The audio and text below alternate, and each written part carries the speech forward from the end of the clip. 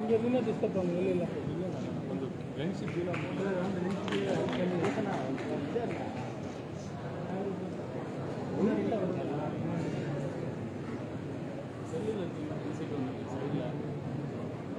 அனைவருக்கும் வணக்கம்.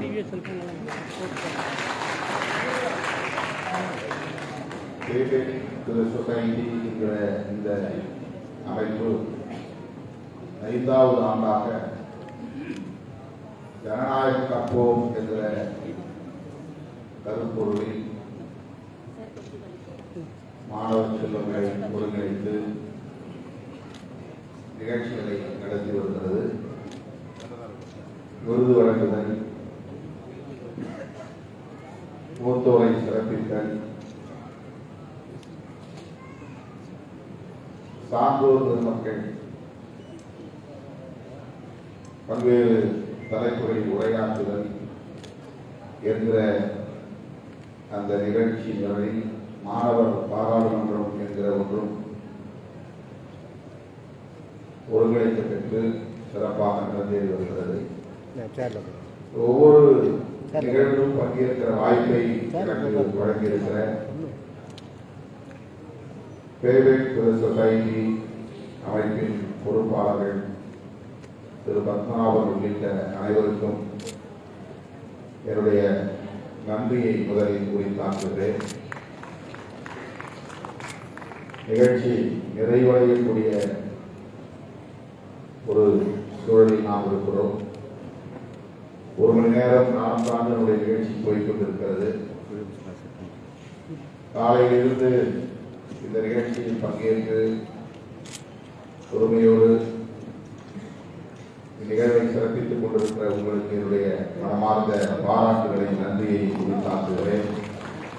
இந்த மாணவர் பாராளுமன்ற நிகழ்ச்சி முடிகிற வரையில் அமைதி காத்து, கட்டுப்பாடு காத்து நிகழ்ச்சி அனைத்து தளங்களிலும் பெரும்பான்மை சிறுபான்மை என்கிற ஒரு வேறுபாடு இருக்கிறது. அதன் அடிப்படையில் விவாதங்கள் நடக்கின்றன. நாடாளுமன்றத்திலும் அதுதான் நிகழ்கிறது. இவ்வாறான சூழலில் பெரும்பான்மை மக்களிடத்தில் நாம் நம்முடைய தேவைகளையும் கேள்விகளையும் எவ்வாறு எடுத்துரைப்பது, அவர்கள் செவிமடுக்க செய்வது என்கிற மிக முக்கியமான ஒரு கேள்வியை எழுப்பியிருக்கிறார். உலகம் முழுவதும் இந்த பெரும்பான்மை சிறுபான்மை என்கிற உரையாடல்கள் நிகழ்ந்து கொண்டே இருக்கின்றன. ஜனநாயகத்தின் முக்கியமான கூறுகளுள் பெரும்பான்மை என்பது ஒன்று. உலகம் இதை ஏற்றுக்கொண்டிருக்கிறது. பெரும்பான்மையானோரின் கருத்தின் அடிப்படையில் ஒரு முடிவை எடுப்பது, பெரும்பான்மையானோரின் விருப்பத்தை அனைவரும் அங்கீகரிப்பது என்கிற அடிப்படையில் தான் அதனை ஜனநாயகம் என்று உலக நாடுகள் முழுவதும் ஏற்றுக்கொண்டிருக்கின்றன. இந்தியா மட்டுமல்ல, உலகத்தில் ஜனநாயகத்தின் மீது நம்பிக்கையுள்ள அனைத்து நாடுகளும் அல்லது அனைத்து தரப்பினரும் பெரும்பான்மையாக என்ன சொல்லப்படுகிறது அதுவே அனைவரின் கருத்தாக ஏற்றுக்கொள்ள வேண்டும் என்பது ஒரு பொது வரையறையாக ஜனநாயகத்தின் அடிப்படை கூறாக இருக்கிறது. பெரும்பான்மைவாதம் என்று நாம் சொல்லுகிறோம். ஆங்கிலத்தில் மெஜாரிட்டேரியனிசம் என்று அழைக்கிறோம். அந்த பெரும்பான்மை எந்த அடையாளங்களை கொண்டு தீர்மானிக்கப்படுகிறது என்பதுதான் முக்கியமானது. உலகம் முழுவதும் பெரும்பான்மை என்பது அரசியல் அடிப்படையில் அல்லது கருத்தியல் அடிப்படையில் புரிந்து கொள்ளப்படுகிறது. இந்தியாவில் அதற்கு மாறாக நடைமுறையில் இருக்கிறது என்பதை அரசமைப்பு சட்டத்தை வகுத்தளித்த புரட்சியாளர் அம்பேத்கர் அவர்கள் ஏற்கனவே சுட்டிக்காட்டியிருக்கிறார். அரசியல் நிர்ணய சபையிலும் அதை பற்றி விரிவாக பேசியிருக்கிறார். இந்தியாவை பொறுத்தவரையில் மெஜாரிட்டி என்பது பொலிட்டிக்கல் மெஜாரிட்டியாக இல்லை, கம்யூனல் மெஜாரிட்டியாகத்தான் இருக்கிறது. ஆகவே இது உண்மையான ஜனநாயகமாக இருக்காது, சிறுபான்மையினரின் பாதுகாப்பை உறுதிப்படுத்தாது என்கிற கவலையை பதிவு செய்திருக்கிறார். சாதி பெரும்பான்மை, மத பெரும்பான்மை இவை இரண்டும் இந்திய சமூக கட்டமைப்பில் மிக இயல்பாக அமைந்துள்ளன. ஒரு ஊராட்சி உள்ளாட்சி தேர்தல் நடந்தாலும் சரி, சட்டமன்ற தேர்தல் நடந்தாலும் சரி, நாடாளுமன்ற தேர்தல் நடந்தாலும் சரி, பெரும்பான்மை வாக்குகளை பெறுகிறவர்கள் வெற்றி பெறுகிறார்கள். 100 பேர் வாக்களிக்கிற போது 51 வாக்குகளை பெறுகிறவர் வெற்றி பெற்றவராகிறார். 49 வாக்குகளை பெறுகிறவர் தோல்வி அடைந்து விடுகிறார். இந்த மெஜாரிட்டி என்பதை one of the democratic factor என்று நாம் ஏற்றுக்கொண்டிருக்கிறோம். ஆகவே தம்மை எதிர்த்து போட்டியிடக்கூடிய வேட்பாளர்களில் கூடுதலான வாக்குகளை நாம் பெற்றாக வேண்டும், அப்போதுதான் நாம் வெற்றி பெற முடியும் என்று எண்ணுகிற ஒவ்வொருவரும் அந்த பெரும்பான்மையை பெறுவதற்கு சமூகத்தில் இயல்பாக உள்ள சாதி பெரும்பான்மையை தேவையான இடங்களில் பயன்படுத்த பார்க்கிறார்கள், மத பெரும்பான்மையை தேவையான இடங்களில் பயன்படுத்த பார்க்கிறார்கள். ஒரே சாதியாக இருந்தால் அதிலே பெரும்பான்மை என்ன கூறுகளை கொண்டிருக்கிறது என்று பார்த்து, வகையறாவாக இருந்தால் வகையறா, குலதெய்வம் ஒரே குலதெய்வத்தை கும்பிடக்கூடியவர்களாக இருந்தால் ஒரே குலதெய்வம், ஒரே பங்காளி என்றால் ஒரே பங்காளி என்கிற அடிப்படையில் அதை பிளவுபடுத்தி பெரும்பான்மையை தம்பயப்படுத்த முயற்சிக்கிறார்கள். அதனால்தான் வேட்பாளர்களை நியமிக்கிற போது கூட அந்த தொகுதியிலே அதிகம் எந்த சாதி பெரும்பான்மையாக இருக்கிறது என்று பார்த்து அந்த பெரும்பான்மை சாதியின் ஆதரவை பெற வேண்டும் என்கிற அடிப்படையில் அந்த பெரும்பான்மை சாதிக்குரிய வேட்பாளர்களை நிறுத்துவதை ஒரு உத்தியாக அரசியல் கட்சிகள் பயன்படுத்துகின்றன. பெரும்பான்மை சாதி வேட்பாளராக இல்லாமல் சிறுபான்மை சாதியை சார்ந்த ஒருவர் வேட்பாளராக இருந்தால் மிக இலகுவாக சிறுபான்மை சாதியை சார்ந்தவர்களின் வேட்பாளர்களை வீழ்த்திவிட முடியும் என்று பெரும்பான்மை சாதியை சார்ந்தவர்கள் அந்த வேட்பாளர்கள் நம்புகிறார்கள். எனவேதான் எல்லா கட்சியிலுமே பெரும்பான்மை சாதியை சார்ந்த வேட்பாளர்களை நியமித்து விடுகிறார்கள்.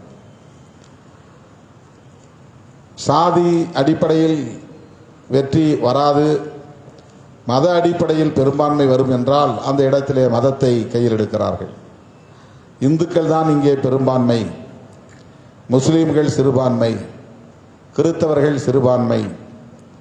ஆகவே சிறுபான்மை மக்களுக்கு எதிரான அரசியலை பேசுவது அல்லது பெரும்பான்மை மக்களின் நலன்களுக்காக பேசுவது, அப்போதுதான் பெரும்பான்மை சமூகத்தினரின் அல்லது பெரும்பான்மை மதத்தினரின் வாக்குகளை பெற முடியும் என்கிற உத்தி. ஆகவே பெரும்பான்மை என்பது இந்திய சமூக கட்டமைப்பை பொறுத்தவரையில் கருத்தியல் அடிப்படையில் ஐடியாலஜிக்கல் மெஜாரிட்டியாக, பொலிட்டிக்கல் மெஜாரிட்டியாக இருப்பது மிக மிக அபூர்வம். இந்த கொள்கைக்காகத்தான் இந்த கட்சியை நாங்கள் ஆட்சி பீடத்தில் அமர்த்தியிருக்கிறோம் என்று சொல்லத்தக்க வகையில் எல்லா கட்சிகளும் கருத்தியலை மட்டுமே முன்னிறுத்தி அந்த கருத்தியலில் பெரும்பான்மை ஆதரவாளர்கள் யார் என்று பார்த்து அதன் அடிப்படையில் வெற்றி பெற்று அதன் அடிப்படையில் ஆட்சியை கைப்பற்றுவது ரொம்ப கடினமானதாக இருக்கிறது. ஆகவேதான் மிக இலகுவாக மத உணர்ச்சியை ஒரு உத்தியாக கையில் எடுக்கிறார்கள், அல்லது சாதி உணர்ச்சியை ஒரு உத்தியாக கையில் எடுக்கிறார்கள். அரசியல் கட்சிகள், மதம் சார்ந்து இயங்குகிற கட்சிகள் வேகமாக வளர்கின்றன. கருத்தியல் சார்ந்து இயங்குகிற கட்சிகள் நாளுக்கு நாள் தேய்மானம் அடைகின்றன. ஏனென்றால் கருத்தியல் மெஜாரிட்டியை உருவாக்குவது என்பது, ஐடியாலஜிக்கல் கொள்கை சார்ந்த மெஜாரிட்டியை உருவாக்குவது என்பது ஒரு நீண்ட நெடிய பரப்புரை மேற்கொள்ள வேண்டிய தேவை இருக்கிறது, புரிய வைக்க வேண்டிய தேவை இருக்கிறது, அதை ஏற்க வைக்க வேண்டிய உழைப்பு தேவைப்படுகிறது. ஆனால் sentiment, cost sentiment, religious sentiments ஒரு நொடியில் மத உணர்வை தூண்டிவிட முடியும், அதை இந்தியா முழுவதும் பரப்பிவிட முடியும். ஏனென்றால் ஏற்கனவே அது சமூகத்தில் கட்டமைக்க பெற்று அது வலுப்பெற்று இருக்கிறது. இதை முன்னுணர்ந்து புரட்சியாளர் அம்பேத்கர் அவர்கள் இங்கே கம்யூனல் மெஜாரிட்டி என்பது இருப்பதால் சிறுபான்மையினர் எப்போதுமே சிறுபான்மையினராக இருக்கிறார்கள், அவர்கள் என்பவர் ஆக முடிவதில்லை, அவர்கள் அதிகாரத்தை பகிர்ந்து கொள்ள முடிவதில்லை, அவர்களுக்குரிய அதிகார பிரதிநிதித்துவம் கிடைப்பதில்லை, அதனால் அவர்களின் பாதுகாப்பு கேள்விக்குள்ளாகிறது. எனவே இங்கு ஜனநாயகத்தை பாதுகாக்க வேண்டுமானால் சிறுபான்மையினரை பாதுகாக்கக்கூடிய உத்தரவாதம் தேவை. அதுதான் இந்திய அரசியல் அமைப்பில் உண்மையான ஜனநாயகமாக இருக்க முடியும். இது புரட்சியாளர் அம்பேத்கர் அவர்கள் தேர்தலை சந்திப்பதற்கு முன்பே எடுத்துரைத்த கருத்து. சிறுபான்மையினரை நாம் வெறும் மதவழி சிறுபான்மையினராக மட்டும் பார்க்கக்கூடாது, மொழி வழி சிறுபான்மையினரும் இருக்கிறார்கள். ஆனால் அந்த உணர்ச்சிகள் தூண்டப்படுவதில்லை, தூண்டினாலும் அது பெரிதாக எடுபடுவதில்லை. மொழிவழி சிறுபான்மையினர் என்றால் இப்போ கர்நாடகாவிலே, பெங்களூரிலே தமிழ் பேசக்கூடிய மக்கள் இருக்கிறார்கள். கன்னடம் பேசக்கூடியவர்கள் பெரும்பான்மை, தமிழ் பேசக்கூடியவர்கள் சிறுபான்மை. தமிழ்நாட்டிலே கன்னடம் பேசக்கூடியவர்கள், தெலுங்கு பேசக்கூடியவர்கள், மலையாளம் பேசக்கூடியவர்கள் சிறுபான்மை, தமிழ் பேசக்கூடியவர்கள் பெரும்பான்மை. ஆக தமிழரா தெலுங்கரா, தமிழரா கன்னடரா, தமிழரா மலையாளியா என்ற உரையாடலை உருவாக்கி அதன் அடிப்படையில் பெரும்பான்மை தமிழர்களின் ஆதரவை பெற்று ஆட்சியை கைப்பற்றலாம் என்கிற உத்தி சிலருடைய உத்தி. மதத்தில் பெரும்பான்மை இந்து மதம், ஆகவே இந்துக்களா முஸ்லிம்களா, இந்துக்களா கிறிஸ்தவர்களா, இந்துக்களா பௌத்தர்களா என்கிற முரண்பாட்டை கூர்மைப்படுத்தி இந்துக்கள் தான் பெரும்பான்மை, இந்துக்களை அரவணைத்தால் ஆட்சியை கைப்பற்றி விடலாம் என்கிற உத்தியை சில கட்சிகள் கையாளுகின்றன. எனவே இது அரசியல் களத்தில் நிகழக்கூடியவை, இதுதான் சமூக களத்திலும் நிகழ்கிறது. ஒரு ஊரில் பெரும்பான்மை சாதிக்காரர்கள் யாவற்றையும் தீர்மானிப்பார்கள். கோவிலில் தர்மகர்த்தாவை நியமிக்கிறதிலிருந்து, பூஜாரியை நியமிக்கிறதிலிருந்து, திருவிழாவை நடத்துவதிலிருந்து, அந்த ஊரில் உள்ள எந்த முடிவாக இருந்தாலும் பெரும்பான்மை சாதியை சார்ந்தவர்கள் முடிவு செய்வார்கள். அல்லது பெரும்பான்மை சாதியை சார்ந்தவர்களின் ஆதரவை பெற்ற சிறுபான்மையை சாதியை சார்ந்தவர் அதில் கோலோச்ச முடியும். பெரும்பான்மை சமூகத்தை சார்ந்தவர்களின் நலன்களை பாதுகாக்கக்கூடிய ஒரு சிறுபான்மை சமூகத்தை சார்ந்தவர் அங்கே தலைவராக முடியும். ஆனால் அந்த பெரும்பான்மை சமூகத்தின் நம்பிக்கையை அவர் பெற வேண்டும். இது நாள்தோறும் ஒவ்வொரு நாளும் சமூகத்தில் நிகழக்கூடியவை. காவல்துறையினர் ஏன் தலித்துகள் பிரச்சனையிலே ஒரு சார்பு நிலையை எடுக்கிறார்கள்? எல்லா கிராமங்களிலும் சாதி இந்துக்கள் பெரும்பான்மையாக இருக்கிறார்கள், தலித்துகள் சிறுபான்மையாக இருக்கிறார்கள். சிறுபான்மை சமூகமாக இருக்கிற தலித்துகளுக்கு சட்டம் நடைமுறைப்படுத்தப்படும் என்கிற அடிப்படையில் ஆதரவாக நிலைப்பாட்டை எடுத்தால் பெரும்பான்மை சாதியை சார்ந்த அனைவரும் ஒன்று சேர்ந்து விடுவார்கள். காவல்துறைக்கு எதிராக, அரசாங்கத்திற்கு எதிராக, சட்டத்திற்கு எதிராக சட்டம் ஒழுங்கு பாதிக்கப்படும் என்கிற நிலை உருவாகும். அப்போ அவங்க பெரும்பான்மை சமூகத்திற்கு கட்டுப்பட்டு இயங்கக்கூடிய கவர்மெண்ட் மிஷனரிஸ், அதுதான் அவங்களுடைய பியூரோக்ராட்ஸ் ஆட்டிடியூட். அவங்கள பொறுத்தவரை லா அண்ட் ஆர்டர் மெயின்டைன் பண்ணணும். சிறுபான்மை சார்ந்தவர்கள் எவ்வளவு பாதிக்கப்பட்டாலும் அவங்களுக்கு பிரச்சனை கிடையாது, அது சட்டம் ஒழுங்கு பிரச்சனையாக மாறக்கூடாது. பெரும்பான்மை சார்ந்தவர்கள் எவ்வளவு ஆதிக்கம் செய்தாலும் அவங்களுக்கு பிரச்சனை கிடையாது. அந்த ஆதிக்கத்தை ஏற்றுக்கொண்டு சிறுபான்மை சாதியை சார்ந்தவர்கள் அமைதியாக இருந்தால் சமூகம் அமைதியாக இருக்கிறது, அவ்வளவுதான். சமூகம் அமைதியாக இருக்கிறது, ஊர் அமைதியாக இருக்கிறது, மாவட்டம் அமைதியாக இருக்கிறது. சாதி ஆதிக்கம் இருக்கிறது, ஆனால் சமூகம் அமைதியாக இருக்கிறது. சாதிய வன்கொடுமைகள் இருக்கின்றன, ஆனால் சமூகம் அமைதியாக இருக்கிறது. பாதிக்கப்படுகிறவர்கள் எதிர்த்து கலகம் செய்யவில்லை, ஆகவே சமூகம் அமைதியாக இருக்கிறது. சட்டம் ஒழுங்கு அமைதியாக இருக்கிறது. சுடுகாட்டு பாதை இல்லை, பரவாயில்லை, அமைதியாக இருக்கிறார்கள், சட்டம் ஒழுங்கு அமைதியாக இருக்கிறது. ஏன் சுடுகாட்டுக்கு பாதை இல்லை என்று பியூரோக்ராட்ஸ் பாதையை எடுத்துக் கொடுக்க முயற்சிக்க மாட்டார்கள். பெரும்பான்மை என்பது எந்த அளவுக்கு ஒரு தாக்கத்தை இங்கே ஏற்படுத்துகிறது, எல்லா அமைப்புகளிலும் அது மேலாதிக்கம் செலுத்துகிறது. அரசு துறைகளாக இருந்தாலும் சரி, சமூக தளமாக இருந்தாலும் சரி, பண்பாட்டு தளமாக இருந்தாலும் சரி. ஒரு கோவில் திருவிழாவை நடத்துவது பற்றி உட்கார்ந்து ஊரிலே இருப்பவர்கள் பேசினால் அந்த பெரும்பான்மை சாதியை சார்ந்தவர்கள் என்ன முடிவு எடுக்கிறார்களோ அந்த முடிவுக்கு மற்ற எல்லோரும் கட்டுப்பட்டு போய்விடுவார்கள். ஒரு ஊருக்கு ஒரே ஒரு வண்ணார் சமூகத்தை சார்ந்தவர் இருப்பார், அவருடைய சொல் ஈடுபடாது. ஒரு ஊரிலே ஒரே ஒரு முடிவு திருத்த சமூகத்தை சார்ந்தவர் இருப்பார், அவர் எதுவுமே கோரிக்கையாக வைக்க முடியாது.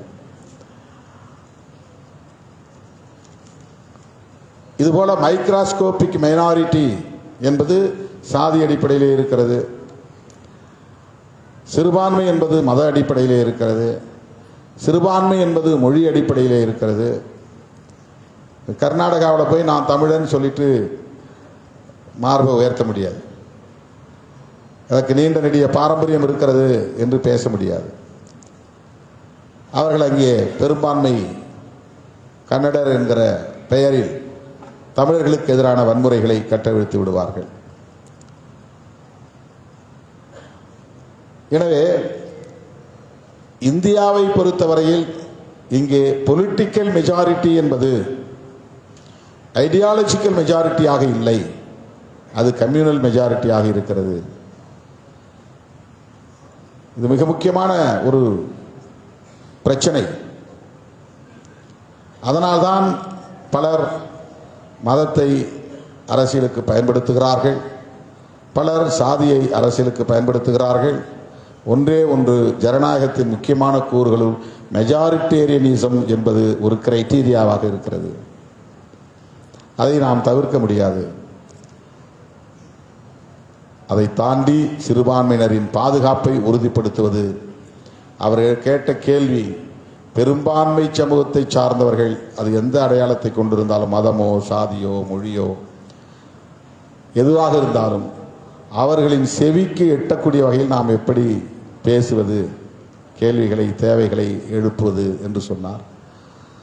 அது ஐடியாலஜிக்கலாக கொள்கை அடிப்படையில் நம்மை நாம் வலுப்படுத்தி கொள்ள வேண்டும், அதில் உறுதியாக இருக்க வேண்டும், அமைப்பாக திரள வேண்டும், அமைப்பு ரீதியாக போர்க்குணத்தை வளர்த்தெடுக்க வேண்டும், அந்த போர்க்குணம் நேர்த்து போகாமல் இருக்க வேண்டும்.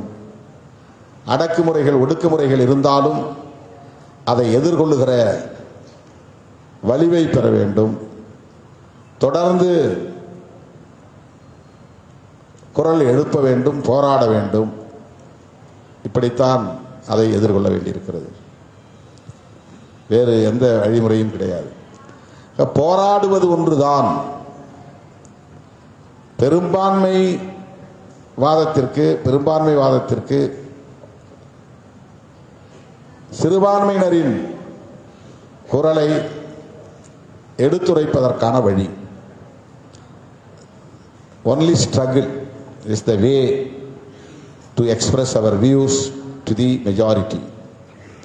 பெரும்பான்மையை சார்ந்தவரிடம் நம்முடைய கருத்தை எடுத்துச் சொல்வதற்கு ஒரே வழி இடையறாத போராட்டம், நீர்த்து போகாத போராட்டம், தொடர் போராட்டம் என்பதுதான் வழி.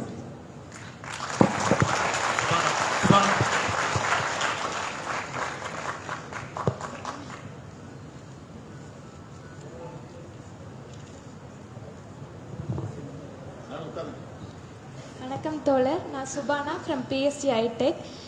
எனக்கு சாதியை பற்றியும் இடஒதுக்கீட்டை பற்றியும் ஒரு புரிதல் இருக்குது. ஆனால் என்னோட கூட படிக்கிற பசங்களுக்கோ பொண்ணுங்களுக்கோ அது இல்லை. நான் அதை பற்றி தவறான மனப்பான்மையிலே இருக்காங்க. நான் அதை பற்றி எடுத்து சொன்னால் அவங்க அதை அக்செப்ட் பண்ணுற மனநிலையிலையும் இல்லை. இப்போ இவங்க இப்படி தான் அப்படின்னு நான் கடந்து போயிடணுமா, இல்லை அவங்களையும் நம்ம சேர்த்துக்கணும் அப்படின்னு சொல்லி முயற்சிச்சுட்டே இருக்கணுமா?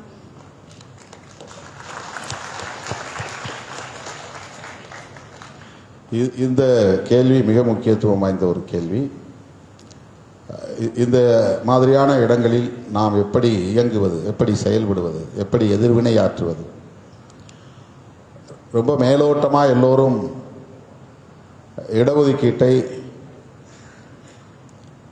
தேவையற்ற ஒன்று என்று பேசுவதை நாம் பார்க்கிறோம்.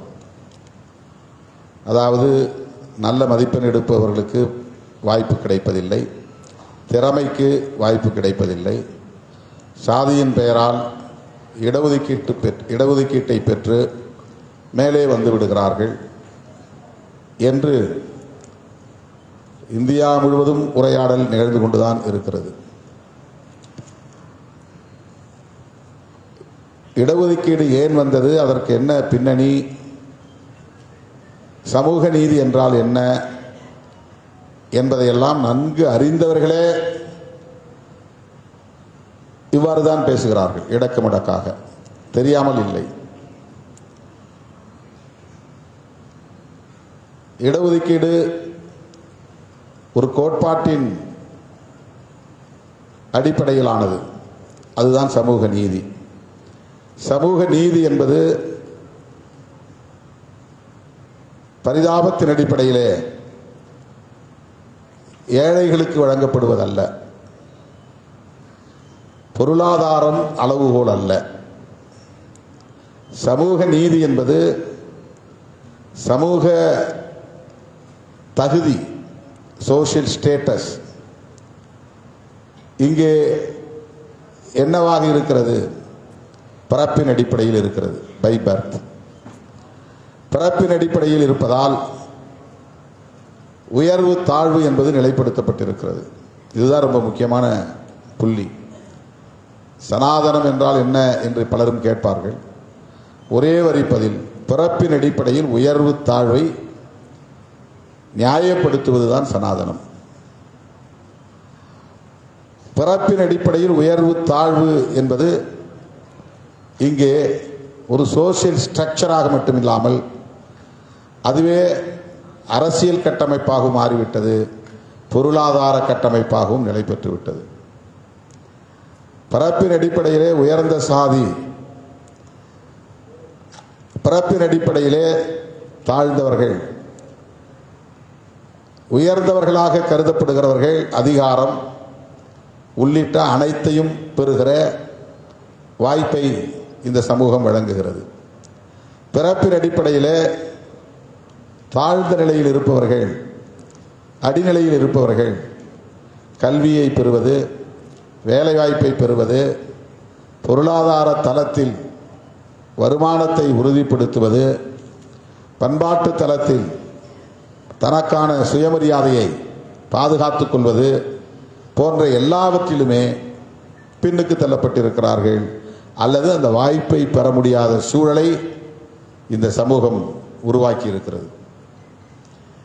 எனவே பிறப்பின் அடிப்படையிலான உயர்வு என்பது அனைத்து தளங்களிலும் socio educational, cultural, political platforms, in all the means, எல்லா வகையிலும் அது இங்கே ஒரு தாக்கத்தை ஏற்படுத்தி இருக்கிறது. அதுவே ஒரு கட்டமைப்பாக மாறி இருக்கிறது, ஒரு ஸ்ட்ரக்சரலாக மாறி இருக்கிறது. ஆகவே இதை, இந்த உயர்வு தாழ்வு என்பதை ஆங்கிலத்தில் டிஸ்கிரிமினேஷன் என்று சொல்லுகிறோம். டிஃபரன்ஸ் என்பது வேறு, டிஸ்கிரிமினேஷன் என்பது வேறு.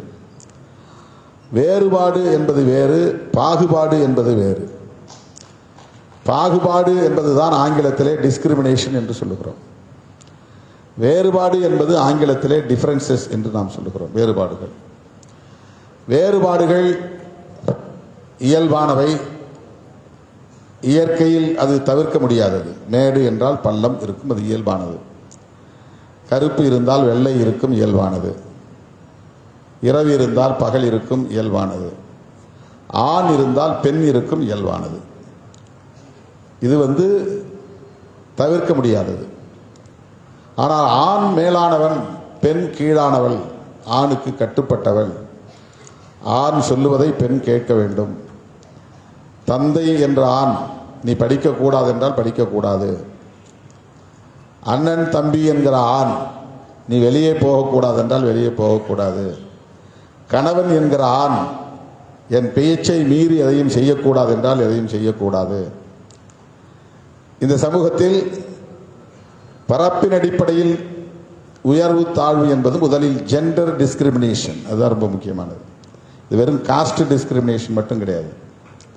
உயர்ந்த சாதி தாழ்ந்த சாதி என்கிற பாகுபாடு மட்டுமல்ல. ஜெண்டர் டிஸ்கிரிமினேஷன் என்பது இங்கே மிக இயல்பான ஒன்றாக மாறி இருக்கிறது. ஆண் 1000 இடத்துக்கும் போய்விட்டு வரலாம், பெண் அப்படி போகக்கூடாது. பெண் தன் விருப்பத்தை வெளிப்படுத்தக்கூடாது.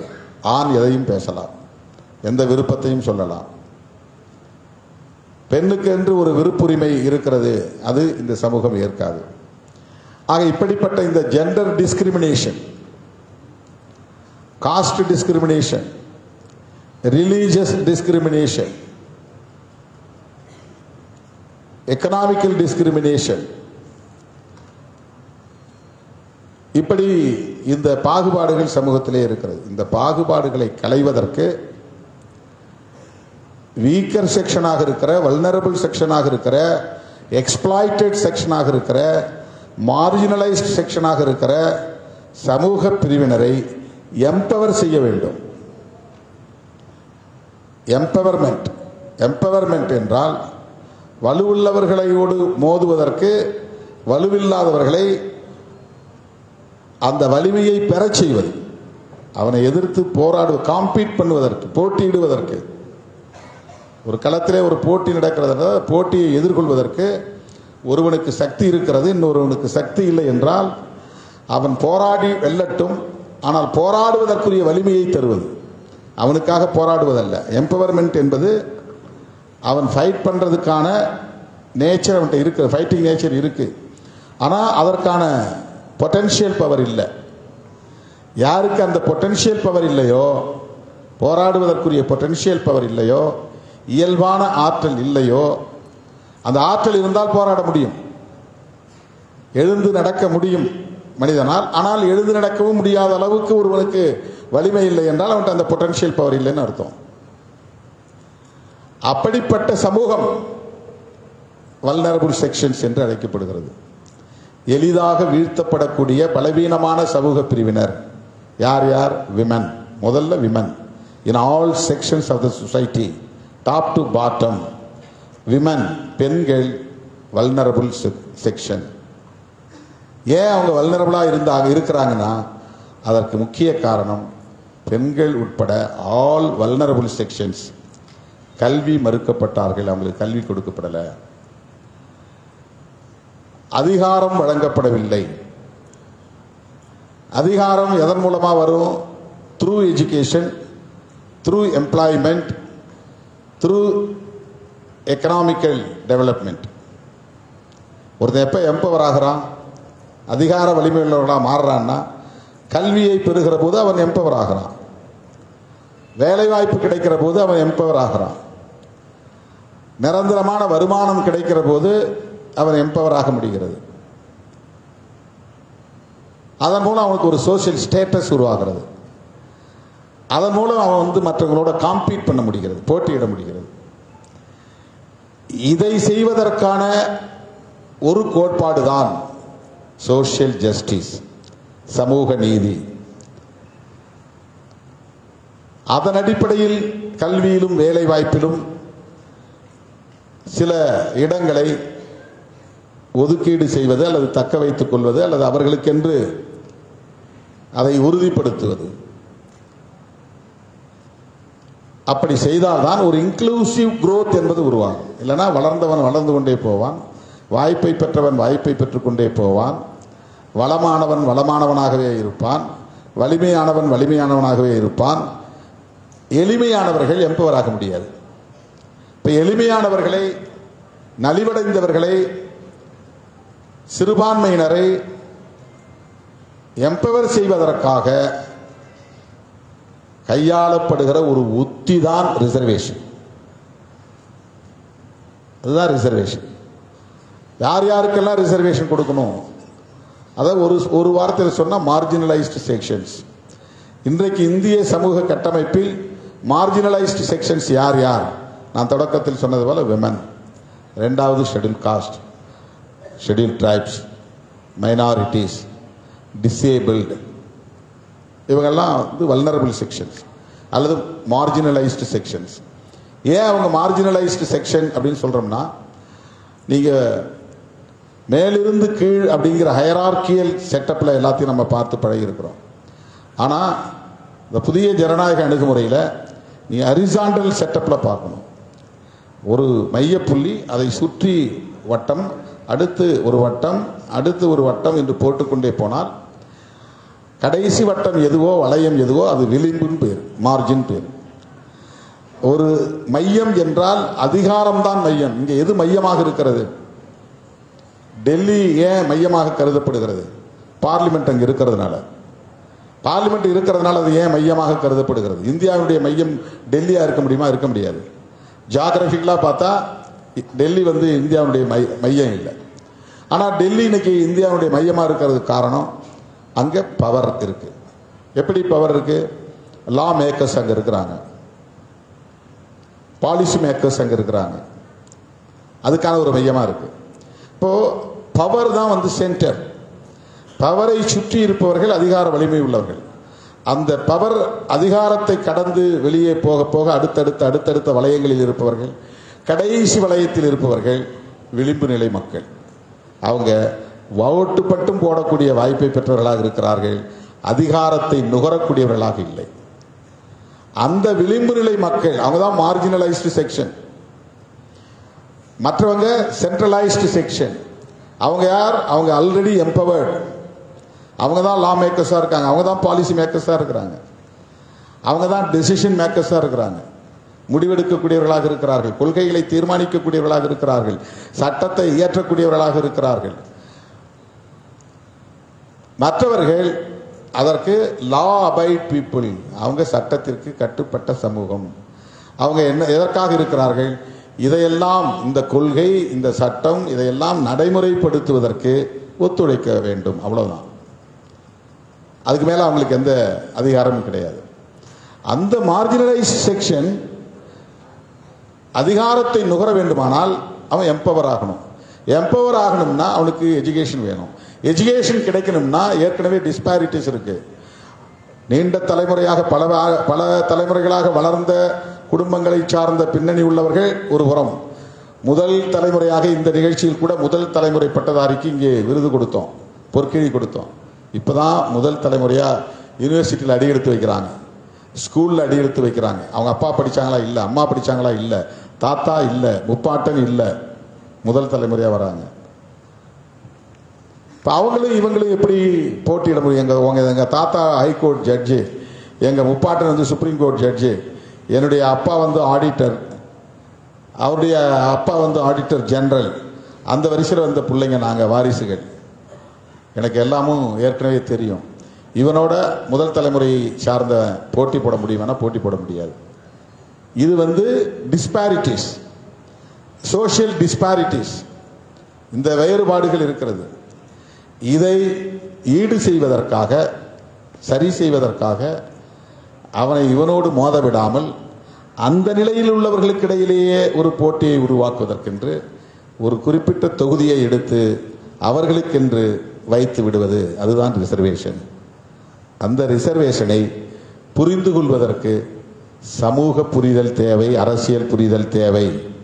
இந்திய சமூக கட்டமைப்பின் பின்னணியை அறிந்து கொள்ள வேண்டும். இதெல்லாம் அறிந்து கொள்ளனா நீ என்ன மார்க் வாங்கின, நீ என்ன மார்க் வாங்கின, நீ 65 அவுட் ஆஃப் 100, நீ 95 அவுட் ஆஃப் 100, உனக்கு ஏன் சீட்டு கிடைக்கல, இவனுக்கு ஏன் சீட்டு கிடைச்சிது, இவன் சாதி அடிப்படையில் வாங்கிட்டு போயிட்டான், இவனுக்கு திறமை இல்லை, அவன் வந்து மேல் சாதிங்கிறதுனால வஞ்சிக்கப்படுகிறான் அப்படின்னு அந்த ஒரு ஈவெண்ட்டை மட்டும் வச்சு விமர்சனம் பண்ணுகிற போக்கு. எனவே அதை கடந்து போகாமல் அவர்களுக்கு இதில் உள்ள நீதியை எடுத்து சொல்ல வேண்டும். சோஷியல் ஜஸ்டிஸ் என்பது என்ன என்பதை நமக்கு எந்த அளவுக்கு தெரியுமோ அந்த அளவுக்கு அவர்களிடத்தில் எடுத்து சொல்ல வேண்டும்.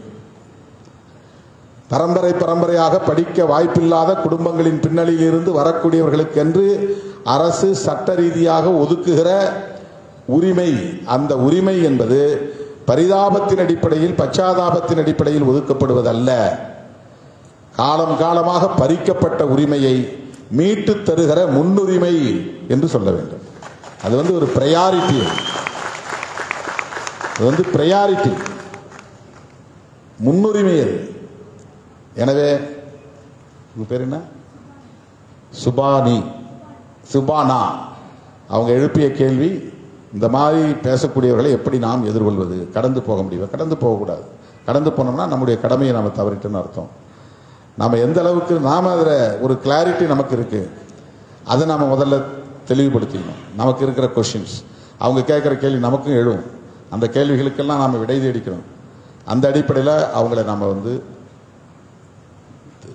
புரிய வைப்பதற்குரிய முயற்சிகளை மேற்கொள்ள வேண்டும். ஜெயசூர்யா.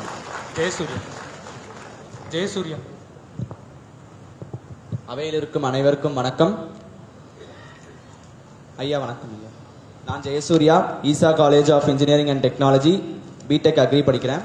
என்னுடைய கேள்வி என்னன்னா, இந்தியாவில் சாதிவாரி கணக்கெடுப்பு எடுக்கணும் அப்படின்னு சொல்லி நிறைய மாநிலங்கள் முன் வந்திருக்காங்க. ஆனால் அதை சில பேர் தவிர்க்கிறாங்க. அதை அவங்க தவிர்க்கிறது சரியா இல்லை தவறா?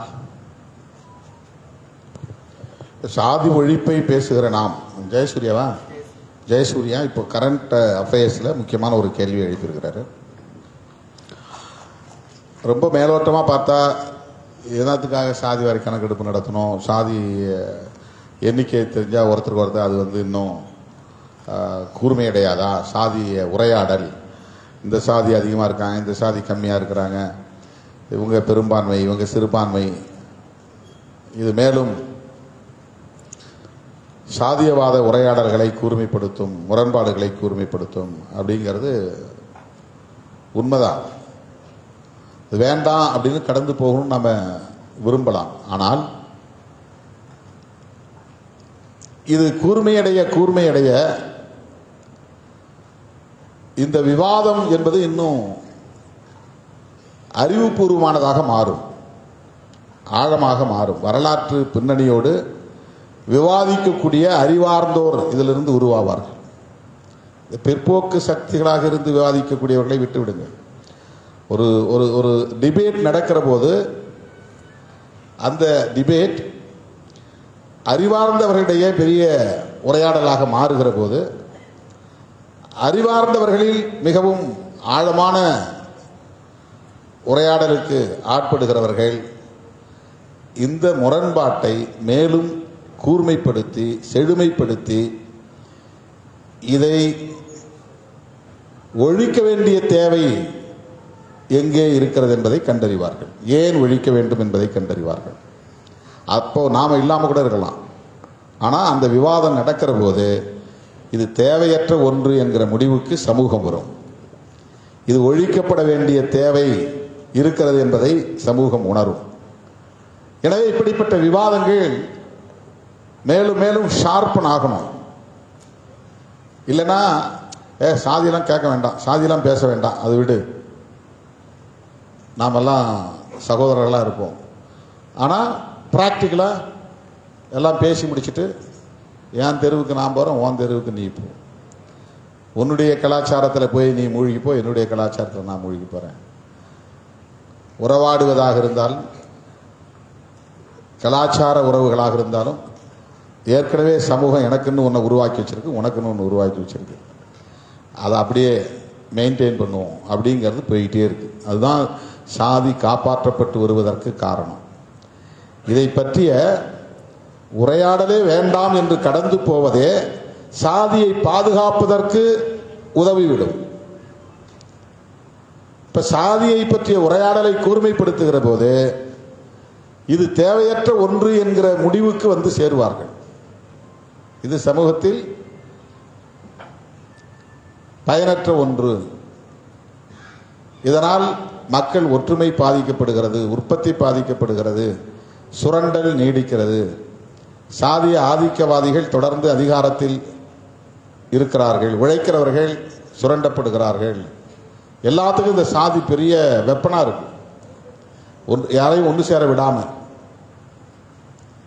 தனித்தனியா பிரிச்சு சிதற வச்சு அது ஆட்சி அதிகாரத்தை நுகர்ந்து கொண்டிருப்பவர்கள் அதை அப்படியே தக்க வைத்துக் கொள்வதற்கு சாதி மிகப்பெரிய பாதுகாப்பாக இருக்கிறது.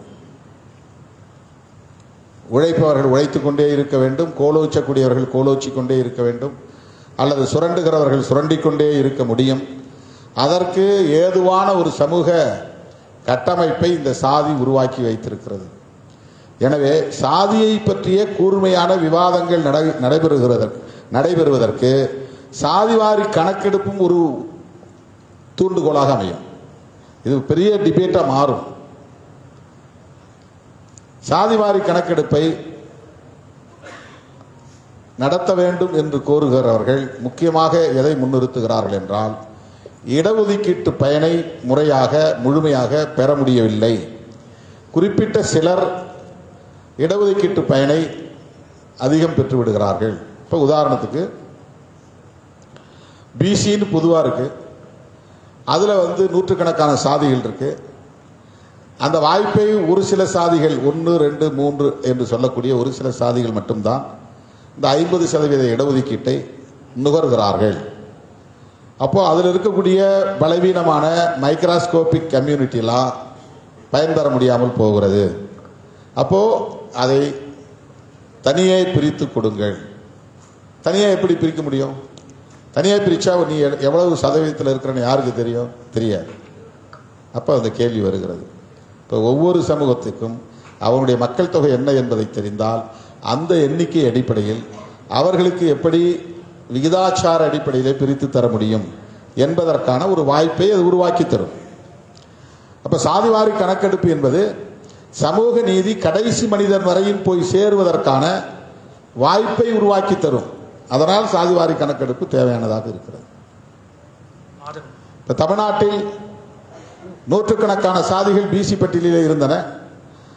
அது பிசி எம்பிசி என்று 2 தொகுப்பாக மாற்றப்பட்டது.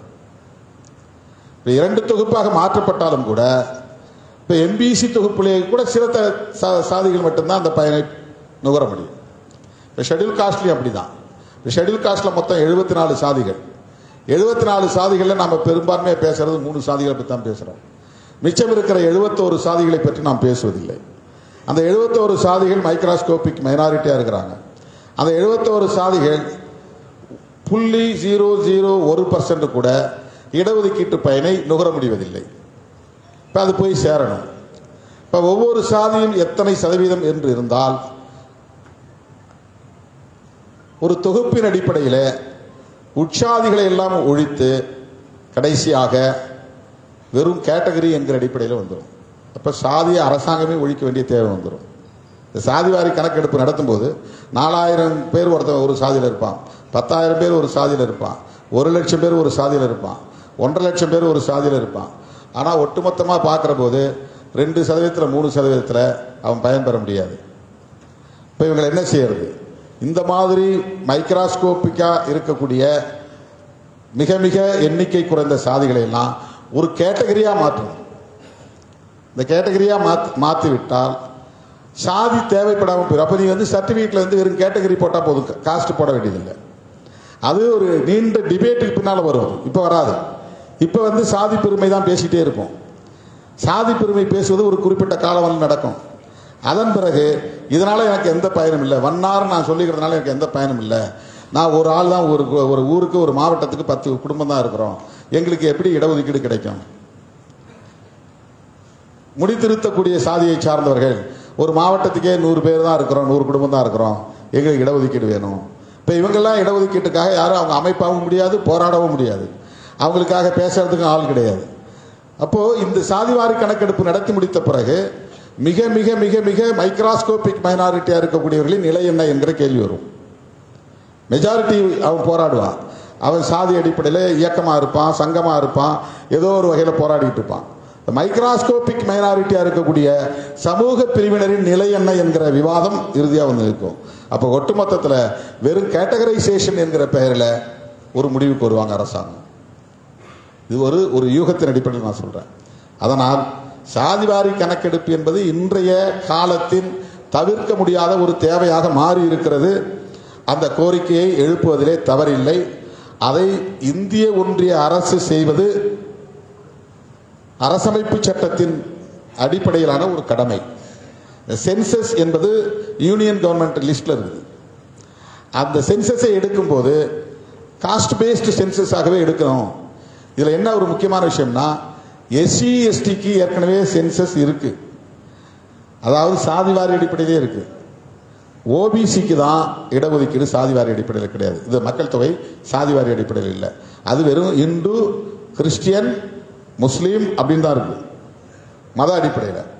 ஷெட்யூல் காஸ்ட் ஷெட்யூல் ட்ரைப்ஸுக்கு ஒவ்வொரு சாதிக்கும் தனித்தனியே எண்ணிக்கை இருக்கு, நம்பர் இருக்கு. அது ஏற்கனவே அவங்க எடுத்துட்டு இருக்கிறாங்க. இப்போ இந்த சாதிவாரி கணக்கெடுப்பு என்பது ஷெட்யூல் காஸ்ட் கோரிக்கை அல்ல, எஸ்டி கோரிக்கை அல்ல, அது ஓபிசிக்கான கோரிக்கை. இது ஒரு புரிதலுக்காக சொல்றேன். இப்போ அந்த சாதிவாரி அடிப்படையிலே இந்த மக்கள் தொகை கணக்கெடுப்பு நடத்தினால் ஓபிசி தான் இன்னைக்கு எல்லாத்தையும் தீர்மானிக்கிற இடத்துல இருக்கிறாங்க. எஸ்சி எஸ்டி டிமாண்டிங் இடத்துல தான் இருக்கிறாங்க. ஓபிசியில் பெரும்பான்மையாக டிசைடிங் ஃபேக்டராக இருக்கிறாங்க. அப்போ அவங்க இந்த சமூக நீதி தொடர்பான விவாதத்தில் விரைவாக பங்கேற்கிற போது உண்மை தெரிஞ்சிடும். சுப்ரீம் கோர்ட்டில் மொத்தம் 150 ஜட்ஜின்னு வச்சுங்க. 150 ஜட்ஜில் ஓபிசி 2 பேர் தான் இருக்காங்க, 3 பேர் தான் இருக்கிறாங்க, 4 பேர் தான் இருக்கிறாங்க. எம்பிசியில் யாரும் இல்லை, எஸ்சி எஸ்டியில் ஒருத்தர் தான் இருக்கிறாரு. இப்போ இதை இந்த சாதிவாரி கணக்கெடுப்பு நடத்துகிற போது அதிகாரத்தில் பதவியில் இருக்கக்கூடியவர்கள் எண்ணிக்கை என்ன, இந்த ஓபிசியுடைய ரெப்ரசன்டேஷன் என்ன, இதை ஒப்பீடு பார்க்க முடியும். அப்போ ஓபிசி சமூகம் வெறும் மத அடிப்படையில் உயர் சாதி இந்துக்களோடு கைகோர்த்து நிற்பது மட்டுப்படுத்தி சோசியல் ஜஸ்டிஸ் என்கிற அடிப்படையில் அவர்கள் வெளியேறி வருவார்கள். அப்போ ப்ரீடாமினன்ட் ரோல் எடுக்கக்கூடிய அப்பர் காஸ்ட் பீப்புளுக்கு எதிராக ஓபிசி மக்கள் போராட வேண்டிய நிலைக்கு தள்ளப்படுவார்கள். பெரியாருடைய போராட்டம் அதுதான். அவர் ஏதோ திராவிடன் பேசி இங்கே தமிழர் எழுச்சியை தடுத்துட்டாருங்கிற மாதிரி ஒரு கருத்து பரப்பப்படுகிறது. அதுவல்ல, அவருக்கு ஒரு தேசிய ஒரு நேஷனல் பர்ஸ்பெக்டிவ் இருந்துச்சு. அதில் ஓபிசி ஃபார்வர்ட் கம்யூனிட்டிஸ் எப்படி இருக்கிறாங்க, அவங்களுடைய சோசியல் ஸ்டேட்டஸ் என்ன, அவங்க எஜுகேஷனில் எப்படி வளர்ச்சி அடைஞ்சிருக்கிறாங்க, அதிகாரத்தில் எப்படி இருக்கிறாங்க, இதை பார்க்கிற போது அப்பர் காஸ்ட் பீப்புள் மைனாரிட்டியாக இருந்தாலும் எல்லா அதிகார பீடங்களிலும் அவர்களே கோலோச்சுகிறார்கள். அப்போ இந்த அதிகாரத்தை பகிர்ந்தளிக்க வேண்டும். Decentralisation of power based on community, இதுதான் அவருடைய கோரிக்கையாக மாறுகிறது. இப்போ இதுவெல்லாம் சமூகத்தை சமன்படுத்துவதற்கான ஒரு படிநிலை, 2 படிநிலை, 3 படிநிலை, ஒவ்வொரு ஸ்டேஜ் பை ஸ்டேஜ் இது நகரும். எனவே சாதிவாரி கணக்கெடுப்பு என்கிற கோரிக்கை இன்றைக்கு ஒரு ஸ்டேஜ், அது ஒரு முக்கியமான ஒரு படிநிலைக்கு வந்திருக்கிறது. அது நடைபெற்று விட்டால், சாதிவாரி கணக்கெடுப்பு நடத்தி முடித்து விட்டால், அதன் பிறகு விவாதத்தின் வடிவமே மாறும்.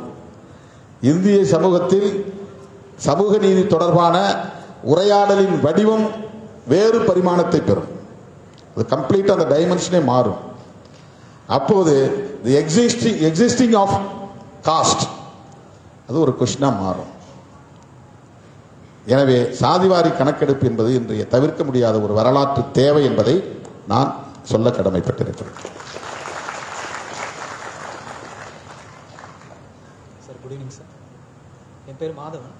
தமிழ்நாடு அக்ரிகல்ச்சர் யூனிவர்சிட்டியில் 3rd இயர் பிஹெச்டி படிக்கிறேன் சார். ஏன் ஐடென்டிட்டி பாலிடிக்ஸ் தேவைப்படுது? அடையாள அரசியல் ஏன் தேவைப்படுது? அகில இந்திய அரசியல் அப்படின்னு சொல்லுங்க. அடையாள அரசியல் முதல்ல ஐடென்டிட்டி. Identity okay. முதல்ல அடையாள அரசியல் தான் என்னன்னு நாம புரிஞ்சுக்கணும்.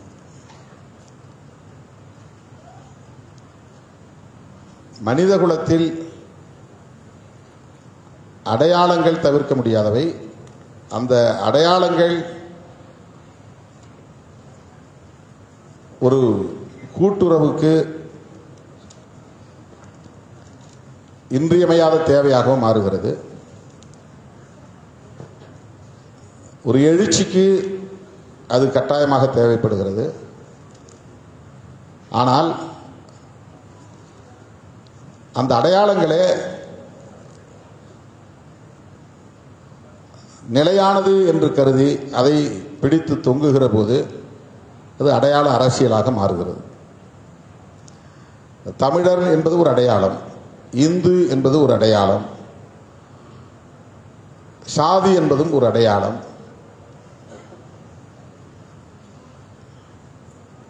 ஆண் பெண் என்பது கூட ஒரு அடையாளம் தான். நாங்கள் எல்லாம் பெண்கள், பெண்ணுரிமைக்கானவர்கள், ஆணாதிக்கத்தை எதிர்க்கிறோம் என்கிற அரசியலை பேசுகிற போது அதுவும் ஒரு அடையாளமாகத்தான் மாறுகிறது.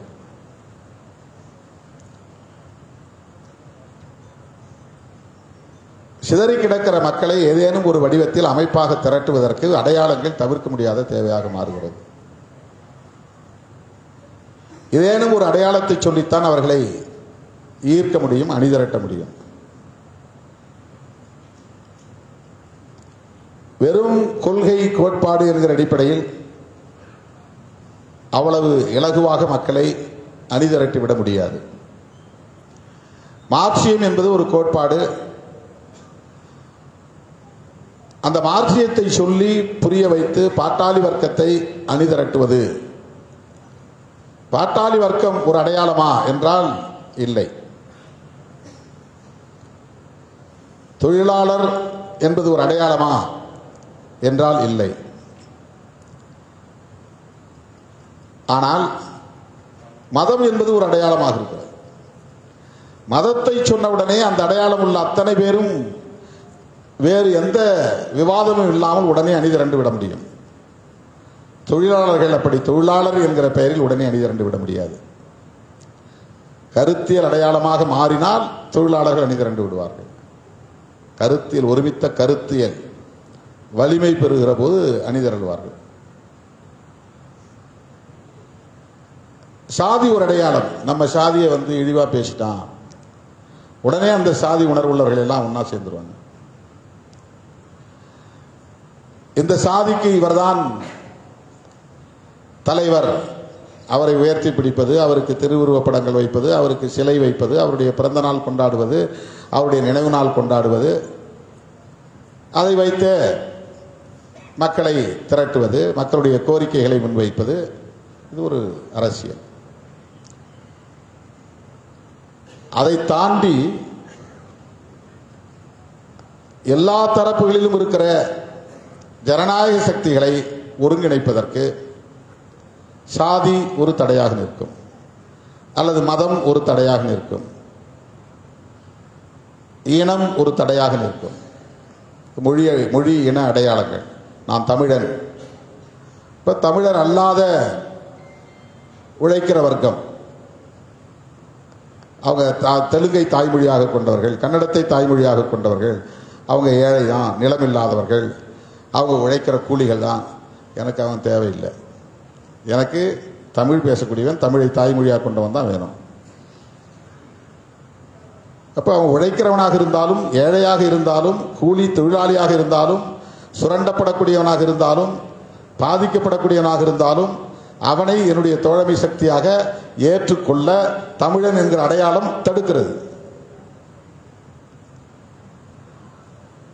அந்த சாதியில் இருப்பவனும் ஏழைதான், இந்த சாதியில் இருப்பவனும் கூலி தொழிலாளி தான், இந்த சாதியில் இருப்பவனும் விவசாயி தான். எனக்கு அது பற்றி பிரச்சனை இல்லை. என் சாதிக்காரன் மட்டும்தான் என்கிட்ட வரணும். சாதி ஒரு அடையாளமாக மாறுகிற போது அந்த ஏழை எனக்கு தேவையில்லை, இந்த சுரண்டலுக்கு ஆளாக்கப்படுகிறவன் என்னவன் இல்லை,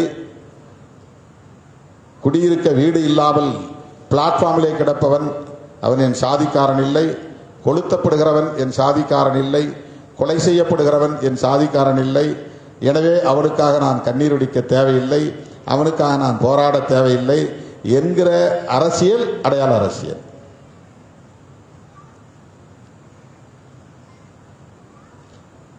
எனவே அடையாள அரசியல் என்பது ஒரு குறிப்பிட்ட வளர்ச்சிக்கு மேல் போகாது, ஒரு குறிப்பிட்ட எல்லைக்கு மேல் விரிவடையாது, ஒரு குறிப்பிட்ட ஆழத்துக்கு கீழே அது வேறு ஒன்றாது. அது வெறுமன அடையாளத்தை மட்டுமே பிடித்து கொண்டு முட்டுச்சந்திலே போய் நின்றுவிடும்.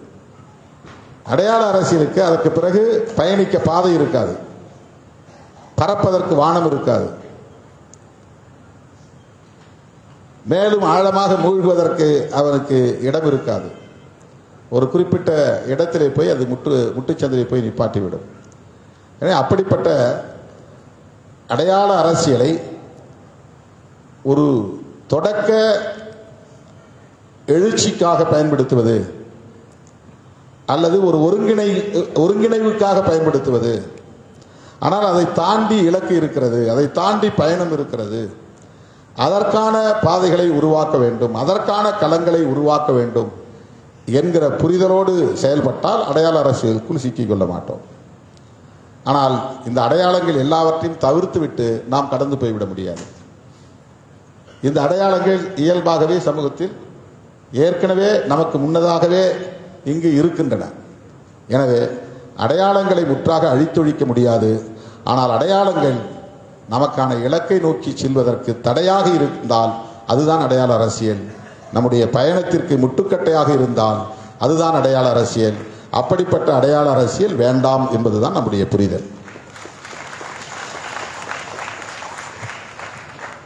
அனைவருக்கும் வணக்கம். வணக்கம் சார். இந்தியாவில் எந்த பிரச்சனை நடந்தாலும் முதல்ல குரல் கொடுக்குற ஒரே கட்சி நம் விடுதலை சிறுத்தைகள் கட்சி தான். அது எல்லாருக்குமே தெரியும். அந்த வகையில் நான் உங்கள்கிட்ட ஒரே ஒரு கேள்வி தான் சார் கேட்குறேன். சாதிய பாகுபாட்டை தவிர்த்து இப்போ இந்தியாவில் அதிகமாக நடக்கிற கொடுமைகள்னா பாலியல் வன்முறை கொடுமை தான். பெண் குழந்தைகள் அதிகமாக பாதிக்கப்படுறாங்க. அந்த வகையில் அரசாங்கம் இது கடுமையாக தண்டிக்கலையா, இல்லை என்ன மாதிரியே பெற்றோர்களுடைய கவனக்குறைவா, இல்லை இந்த குறிப்பிட்ட கொடுமைகளை செய்கிற ஆண்களின் ஆணாதிக்கமா, இதுக்கு ஒரு தீர்வு இல்லையா சார்?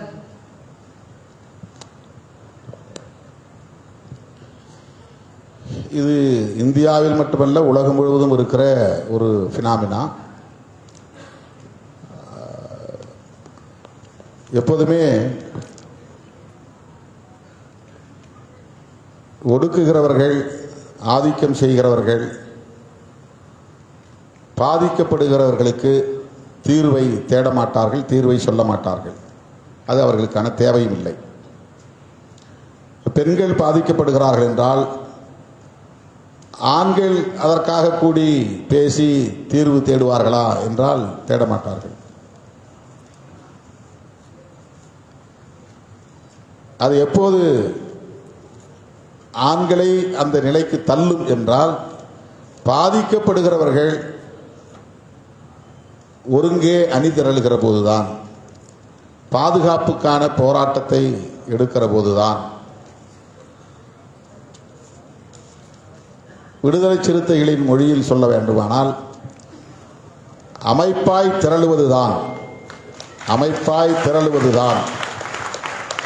அப்போ எல்லா பிரச்சனைகளுக்கும் ஒரு எதிர்ப்பு தேவைப்படுகிறது. ஒரு பாதிப்பில் இருந்து தற்காத்துக் கொள்வதற்கு ஒரு எதிர்ப்பு தேவைப்படுகிறது. குளவியாக இருந்தால் கூட கூட்டிலே நாம் கை வைத்தால் உடனே அது தாக்குகிறது. அது ஒரு டிஃபென்சிவ் மோடு. அந்த ரிட்டாலியேஷன் அப்படிங்கிறது ஒரு டிஃபென்சிவ் மோட். அதை போய் நாம் சீண்டாதவர்கள் அது நம்மளை தாக்குறதில்லை. ஆனால் சீண்டும் போது அது களைஞ்சு ஓடுறதில்லை, அது தாக்குகிறது. இப்போ பாலியல் வன்கொடுமைகள் சிறுமி முதல் பெரியவர்கள் வரையில் இங்கே நிகழ்கின்றன என்றால் அதை முதலில் எதிர்ப்பதற்குரிய வலிமையை பாதிக்கப்படுகிற பெண் சமூகம் பெற வேண்டும். அந்த வலிமையை எப்படி பெற முடியும்? விழிப்புணர்வின் மூலம்தான் பெற முடியும். அந்த விழிப்புணர்வு எப்படி வரும்? கல்வியின் மூலம்தான் வரும். அந்த விழிப்புணர்வு எப்படி வரும்? சமூகம் ஏற்கனவே இங்கு கட்டமைத்து வைத்திருக்கிற பெண்கள் தொடர்பான பிரமைகள் உடைக்க வேண்டும். ஆண்கள் தொடர்பான கட்டுமானங்களை உடைக்க வேண்டும். பெண்கள் பூ போன்றவர்கள், பெண்கள் இல்லறத்துக்கு மட்டுமே தேவையானவர்கள், பெண்கள் இனப்பெருக்கத்திற்கான பணியை செய்யக்கூடியவர்கள், பெண்கள் ஆண்களின் இச்சைக்கான பொருள், ஒரு கமாடிட்டி. இதுவெல்லாம் இந்த சமூகத்திலே ஏற்கனவே நிலைநிறுத்தப்பட்ட ஒரு கருத்தாக்கங்களாக இருக்கின்றன. இந்த கருத்தாக்கங்களை உடைக்காமல் பெண் சமூகம் எந்த பாதிப்பில் இருந்தும் விடுபட முடியாது. ஆக இந்த கருத்தாக்கங்களை உடைப்பதற்கு விழிப்புணர்வு தேவை. அதற்கு எஜுகேஷன் என்பது தவிர்க்க முடியாதது. எனவே ஆண்கள் தவறு செய்கிறார்கள், அதனால் பெண்கள் பாதிக்கப்படுகிறார்கள், அந்த ஆண்கள் மீது கடுமையான நடவடிக்கை எடுக்க வேண்டும் என்பது ஒரு டிமாண்ட். அது ஒரு முக்கியமான கோரிக்கை. அது கட்டாயம் தேவை.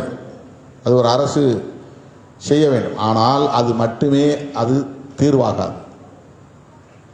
அது மட்டுமே தீர்வாகாது.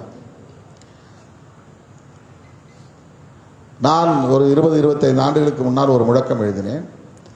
தேவையை உணராமல் போராட முடியாது, போராட தெரியாமல் நீ வாழ முடியாது என்று ஒரு முழக்கம். தேவையை உணராமல் போராட முடியாது. போராடுறதுக்கு கூட உனக்கு என்ன தேவைன்னு தெரியணும்.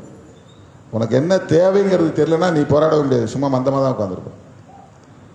ஃபைட்டிங் நேச்சர் கூட எங்கேருந்து வரும்னு சொன்னால் உனக்கான தேவை என்னங்கிறத நீ உணரணும். அதுக்கான விழிப்புணர்வு தேவை. அப்போது பெண்கள் இப்படியெல்லாம் பாதிக்கப்படுகிறார்கள், அவர்கள் பாதுகாக்கப்பட வேண்டும் என்றால் முதலில் பெண்கள் அரசியல் சக்தியாக ஒரு அமைப்பாக திரள வேண்டிய தேவை இருக்கிறது. இப்போ நம்ம என்ன நினைக்கிறோம்னா, படித்தது போதும், வேண்டாம். அப்போ ஒரு 500 பேர் கூடியிருக்க இடத்துல ஒரு 50 பெண்கள் கூட இங்கே இல்லை. 500 பேர் கூறக்கூடிய இடத்துல ஒரு 200 பேர் பெண்கள், 300 பேர் ஆண்கள் அப்படிங்கிற நிலைக்கு வந்துச்சுன்னா பெண்களின் பாதுகாப்புக்கு போலீஸே தேவையில்லை, சட்டம் தேவையில்லை. அதுக்கு யாரும் எந்த ஆணும் பெண்ணையும் பேசக்கூடிய ஆண் தேவையில்லை. இன்வால்வ்மெண்ட்டுங்கிறது தான்.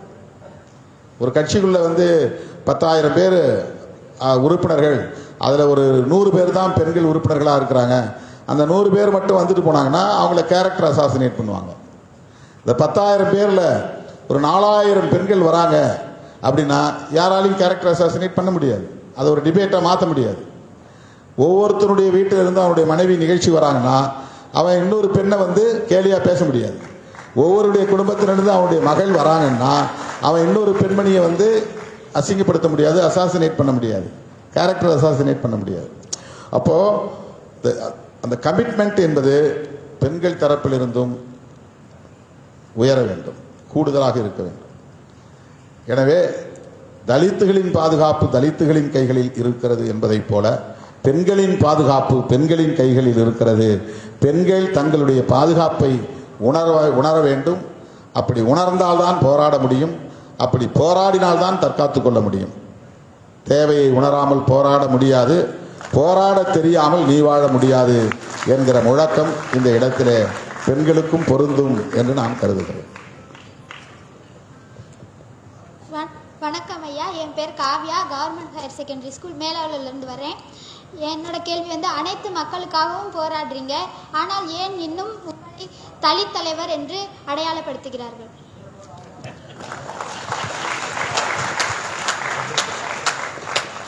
நல்ல வேளை நீங்க ஏன் நீங்களே தலித் தலைவர்னு சொல்லிக்கிறீங்க அப்படின்னு கேள்வி எழுப்பல. பிறர் ஏன் அடையாளப்படுத்துகிறார்கள் அப்படின்னா அது எல்லாருக்கும் தெரிஞ்ச உண்மைதான். அதுக்கு நாம் வருத்தப்பட தேவையில்லை. நான் தலித் அப்படிங்கிறத என்னுடைய புரிதலில் இருந்து அது ஒரு சாதி அடையாளமாக நான் பார்க்கல. தலித் அப்படிங்கிறது எல்லா தரப்பிலும் இருக்கிற பாதிக்கப்பட்ட மக்களை குறிக்கிற ஒற்றை சொல்லு. பாதிக்கப்பட்ட மக்களை குறிக்கிற ஒற்றை சொல்லு. பறையர்னா சாதி, தலித்னா சாதி கிடையாது. தலித்துங்கிற சொல்லுக்கு நேரடியான பொருள் புரோக்கன் பீப்புள்னு அர்த்தம். ஆங்கிலத்தில் புரோக்கன் பீப்புள். புரோக்கன் பீப்புள்னா நொறுக்கப்பட்ட மக்கள்னு அர்த்தம். நொறுக்கப்பட்ட மக்கள்னா அவன் ஒரு கம்யூனா இல்லைன்னு அர்த்தம். ஒரு சொசைட்டியா இல்லை, தனித்தனியாக நிற்பான். இவன் சாதி பேரை சொல்லிட்டா கூட ஒன்றா இருக்க மாட்டான். தலித்துகிட்ட மட்டும். மற்ற சமூகங்கள்கிட்ட ஒரு சாதியே போதும் அடையாளமாக. ஒரு 70% அவங்களால உடனே கன்சால்டேட் பண்ண முடியும். ஆனால் தலித்தாக இருக்கிறவங்கள என்ன பாடுபட்டாலும் அவங்கள ஒரு சக்தியாக அடையாளப்படுத்த முடியாது. ஏன்னா உளவியல் ரீதியாக நொறுக்கப்பட்டவர்கள். அது உடலியல் ரீதியாக நொறுக்கப்பட்டவர்கள் அல்ல, உளவியல் ரீதியாக நொறுக்கப்பட்டவர்கள். ஒருவன் இன்னொருவனை தலைவனாக ஏற்றுக்க மாட்டான். ஒருவன் இன்னொருவனை நம்ப மாட்டான். ஒருவன் இன்னொருவனை ஃபாலோ பண்ண மாட்டான். ஆனால் அவன் ஒரு அமைப்புக்குள்ளே இருப்பான், ஒரு அரங்கத்துக்குள்ளே உட்காந்துருப்பான், 100 சேரில் உட்காந்துருப்பான். ஆனால் தனித்தனி ஆளாக இருப்பான். அவன் தான் தலித்.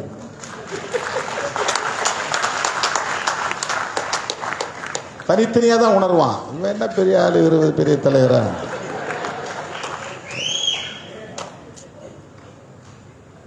நொறுக்கப்பட்ட ஒரு கண்ணாடி நொறுக்கிட்டு திருப்பி ஓட்ட முடியாதுல்ல. அந்த மாதிரி ஒரு சமூகமாக இருந்தவங்களை ஒரு சொசைட்டியாகவே இல்லாமல் சொசைட்டியாக ஆக விடாமல் தனித்தனியாக உடைச்சிட்டாங்க. தனித்தனியாக சிதறி கிடக்கிறாங்க. அவங்க தமிழனாகவும் ஒன்றா சேர முடியாது, சாதியாகவும் ஒன்றா சேர முடியாது, மதமாகவும் ஒன்றா சேர முடியாது, கலாச்சார ரீதியாக ஒன்றா சேர முடியாது. எந்த நேரமும் ஒருத்தன் பேசி 10 பேர் கேட்க மாட்டான். 10 பேரும் ஒரே நேரத்தில் பேசுவான். 100 பேரும் ஒரே நேரத்தில் பேசுவான். இது எல்லாமே ஒரு சைக்கலாஜிக்கல் ஐடென்டிட்டி.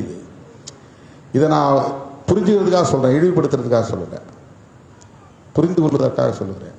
ஆனால் அந்த சொல்லை நான் பயன்படுத்துகிறேன். ஏன்னா எனக்கு இந்தியா முழுவதும் இப்படி சிதறி கிடக்கிற மக்களை அடையாளப்படுத்துவதற்கு ஒரு சொல் தேவைப்படுகிறது. இப்போ நான் சுயநலமாக இருந்தால் என் சாதி மட்டும் போதும்னு நான் நினைச்சேன்னா ஒரு சாதி அடையாளத்தை மட்டும் நான் சொல்லிட்டு நான் பாட்டு அரசியல் பண்ணுவேன். எனக்கு இந்த அடையாளத்தின் பெயரால் யாரெல்லாம் இந்தியா முழுவதும் ஒடுக்கப்பட்டு கிடக்கிறார்களோ அவ்வளவு பேரையும் நான் ஒருங்கே திரட்ட வேண்டும் என்று விரும்புகிறேன். அவ்வளவு பேரையும் நான் ஒற்றை சொல்லில் அழைக்க வேண்டும். ஒரு சாதி என்கிற வளையத்துக்குள்ளே நின்று பிற சாதிகளை பற்றி கவலைப்படாமல் இருக்கக்கூடியவன் தலித் என்கிற சொல் வேண்டாம் என்பான். இந்தியா முழுவதும் இருக்கிறவன் மகராக இருக்கலாம், மாங்காக இருக்கலாம், மாலாவாக இருக்கலாம், அவன் என்ன ஜாதவாக இருக்கலாம், எந்த பெயரில் வேண்டுமானால் இருக்கலாம். அவன் அவ்வளவு பேரை நான் ஒற்றை சொல்ல அடையாளப்படுத்தணும். எனக்கு ஒரு சொல் தேவைப்படுகிறது. அந்த சொல் தான் தலித். அதை போய் எல்லாம் அது என்ன தலித்துங்கிறீங்க, அதை இழிவாக பார்க்குறீங்கன்னா அவனுக்கு அந்த அரசியல் புரிதலன்னு அர்த்தம். அரசியல் புரிதல். இப்போ உலகம் முழு இருக்கக்கூடிய மனித சமூகம் ஒருத்தனை ரேஷியல் அடையாளம் இருக்குது. Race, Aryan race, Dravidian race அப்படின்ற மங்கோலியன் ரேஸ், இதெல்லாம் ரேஸ். அதுக்குள்ளே நிறைய அடையாளங்கள் இருக்கும். சாதி அடையாளம் இருக்கும், மத அடையாளம் இருக்கும், இன அடையாளம் இருக்கும், மொழி அடிப்படையிலான அடையாளம் இருக்கும், பல்வேறு அடையாளம் இருக்கும். ஆனால் உலகம் முழுக்க இருக்கக்கூடிய ஒட்டுமொத்த மனித குலத்தையும் ஒரு சொல்ல அழைக்கணும், அதை ஒரு சயின்டிஸ்ட் ஹோமோசேப்பியன்ஸ் அப்படின்னு பேர் வச்சிருக்கிறான். ஹோமோசேப்பியன்ஸ் இன்னைக்கு இருக்கிற மனித குலம் பல லட்சம் ஆண்டுகளுக்கு முன்னால கிடையாது. அப்ப இருந்த மனித குலம் வேற, அந்த இனம் அழிஞ்சே போயிடுச்சு. இப்ப இருக்கிற மனித குலம் ஹோமோசேப்பியன்ஸ். இந்த மனித குலம் அழிஞ்சு போய் வேற மனித குலம் கூட உருவாகும், அதுக்கு வேற பேர். அப்போ அமெரிக்கனாக இருந்தாலும், கனடியனாக இருந்தாலும், இந்தியனாக இருந்தாலும், சைனீஸாக இருந்தாலும், அல்லது மங்கோலியன் ரேஸாக இருந்தாலும், ஆரியன் ரேஸாக இருந்தாலும், திராவிடியன் ரேஸாக இருந்தாலும், தமிழனாக இருந்தாலும், மராத்தியாக இருந்தாலும், அல்லது சாதி மேல் சாதி கீழ் சாதியாக இருந்தாலும், ஒட்டுமொத்த இந்த மனித குலத்திற்கு ஒற்றை சொல் ஹோமோசேப்பியன்ஸ். அதைப்போல் ஒடுக்கப்பட்ட மக்களுக்கு ஒற்றை சொல் தலித். இந்த அரசியலை நான் பேசுறதுனால அவன் என்ன தலித் தலைவர்னு சொல்றான், சொல்லிட்டு போறான். I don't care. அதில் எனக்கு வந்து எந்த பாதிப்பும் இல்லை, எந்த வருத்தமும் இல்லை. நான் விளிம்பு நிலை மக்களின்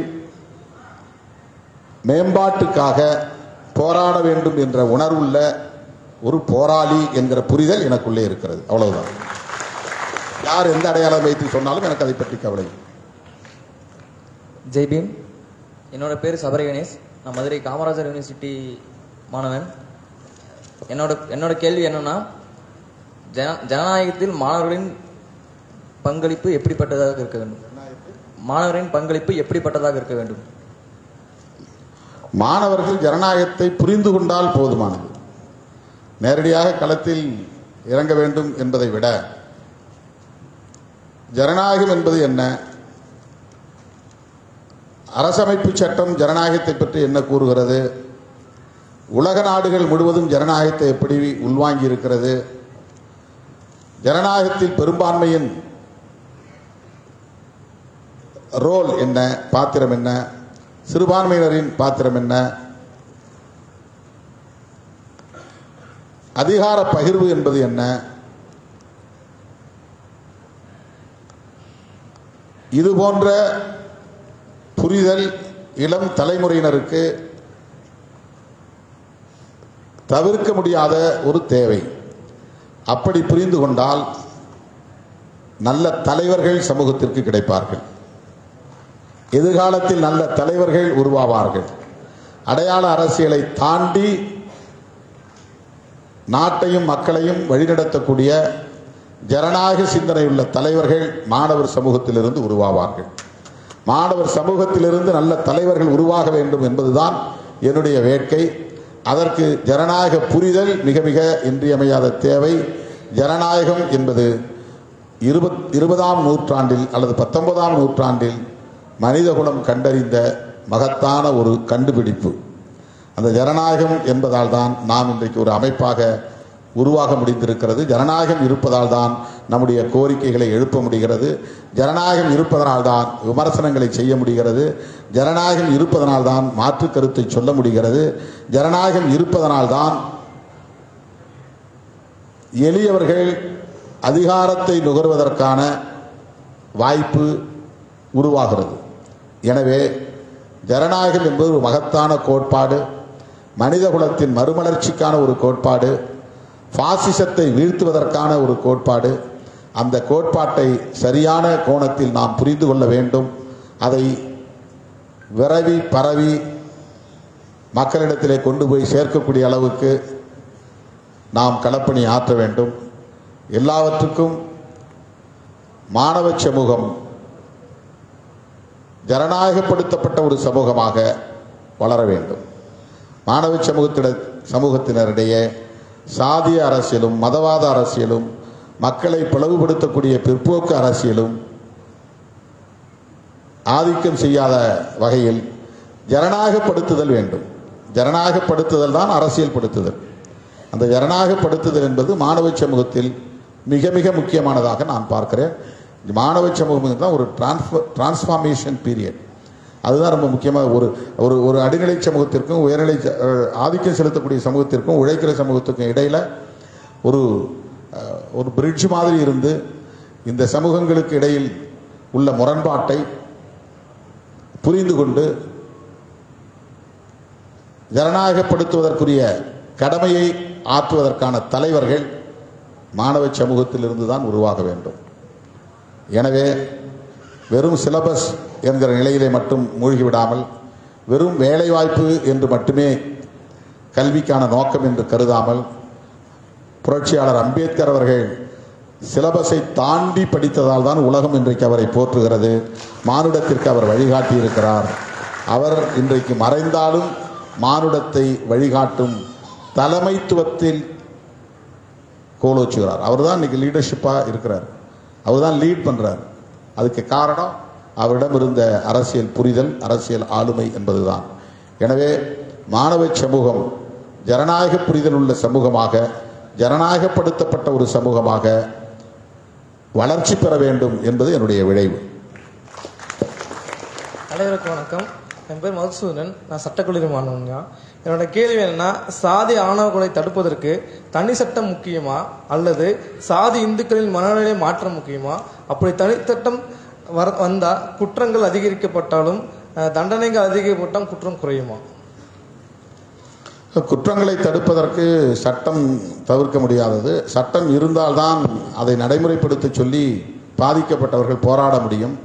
சட்டம் இல்லையே பியூரோக்ராட்ஸ் அதிகார வர்க்கத்திடம் போய் நாம் நம்முடைய கோரிக்கையை கூட வலுவாக சொல்ல முடியாது. எனவே சாதி ஆணவ படுகொலைகளை தடுப்பதற்கு தனியே ஒரு சட்டம் தேவை. ஆனால் அந்த சட்டமே சாதி ஆணவ படுகொலைகளை தடுத்து விடாது. அது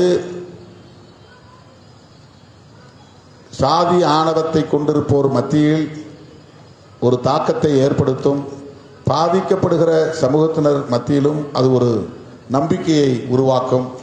இந்த முரண்பாடுகள் சாதிய வன்கொடுமைகளை தடுப்பதற்கு வழிகாட்டும். அந்த இலக்கை நோக்கி அது இட்டு செல்லும். நீ சொல்வதை போல சாதி ஆணவ படுகொலைகளில் ஈடுபடக்கூடியவர்களுக்கு விழிப்புணர்வு தேவை. அந்த விழிப்புணர்வை ஒரு குறிப்பிட்ட கால கெடுவுக்குள்ளாக உருவாக்கிவிட முடியாது. அதற்கு தொடர் முயற்சிகள் தேவை. அதற்கான களங்கள் தேவை. அப்படிப்பட்ட அந்த களங்கள் இன்னும் உருவாக்கப்படவில்லை என்பதால் அதை உருவாக்குவதற்கு ஏதுவாக ஆணவ கொலை தடுப்பு சட்டம் தேவைப்படுகிறது. இப்போ SC/ST prevention of atrocities act அப்படின்னு ஒரு சட்டம் வந்த பிறகுதான் இந்த சட்டத்தை தவறாக பயன்படுத்துகிறார்கள் அப்படிங்கிற கூக்குரலும், இல்லை இல்லை பயன்படுத்தவே இல்லை என்ற ஒரு போர்க்குரலும் ஒரே நேரத்தில் ஒரு களத்தில் எழுகிறது. தவறாக பயன்படுத்துகிறார்கள் என்கிற கூக்குரலும், இந்த சட்டத்தை பயன்படுத்தவே இல்லை என்கிற போர்க்குரலும் ஒரு களத்தில் ஒலிக்கிற போது சாதி பற்றிய உரையாடல் தீவிரப்படுத்தப்படுகிறது. அப்போ இந்த சட்டம் தேவையா தேவையில்லையா, இதை நடைமுறைப்படுத்தலாமா நடைமுறைப்படுத்தக்கூடாதா, அப்படின்னா சாதிய வன்கொடுமைகள் தேவையில்லை, அதை ஏன் செய்யணும், இந்த வாத பிரதிவாதம் வலுவடையும். அது சாதி ஒழிப்பை நோக்கி இட்டு செல்லும். இப்போ சாதி ஆணவ கொலைகளை தடுப்பதற்கென்று சிறப்பு சட்டம் இல்லை. எனவே அதை நாம் வலியுறுத்த முடியவில்லை. அப்படி ஒரு சட்டம் வந்தால் அதை வலியுறுத்த முடியும். அப்படி வலியுறுத்துகிற போது எதிரும் புதிருமான விவாதங்கள், உரையாடல்கள் சமூக தளத்தில் உருவாகும். எனவே அது தவிர்க்க முடியாது. அப்படிப்பட்ட உரையாடல்கள் ஆதிக்கம் செலுத்தக்கூடிய ஒரு மத்தியில் விழிப்புணர்வை உருவாக்கும், வளர்க்கும். அண்ணா வணக்கம்ண்ணா. என்னுடைய பெயர் வெங்கடேசன். முதலாம் ஆண்டு PhD மாணவன், திருவண்ணாமலை மாவட்டம், தமிழ்நாடு வேளாண் பல்கலைக்கழகத்தில் படிக்கிறேன். நம்ம முதல் வகுப்பிலிருந்து 12ஆம் வகுப்பு வரைக்கும் திருக்குறளை படிச்சுட்டு இருக்கோம். ஏன் இந்திய அரசியலமைப்பு சட்டத்தை முழுமையாக அங்கே படிக்க வாய்ப்பில்லை? இனி வரும் காலங்களில் பிள்ளைங்களுக்கு அது படிக்க வாய்ப்பு கிடைக்குமா?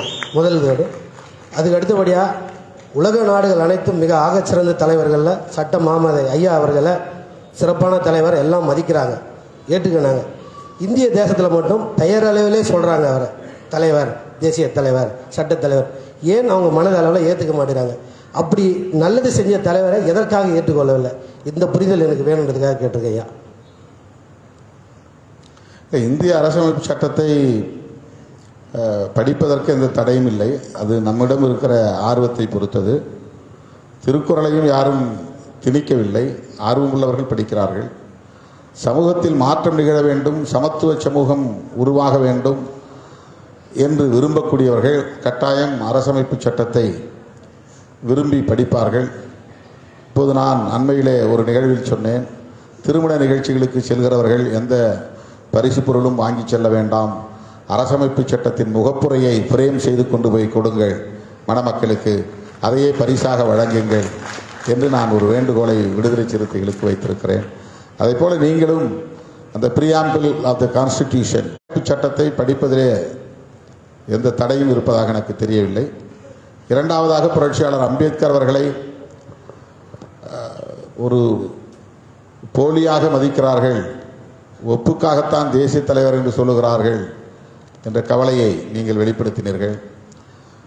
ஆனால் அதே சமூகம் இன்றைக்கு ஆந்திராவுக்கு நீங்கள் போனால் அவருக்கு 125 அடி உயரத்தில் சிலையை நிறுவியிருக்கிறது.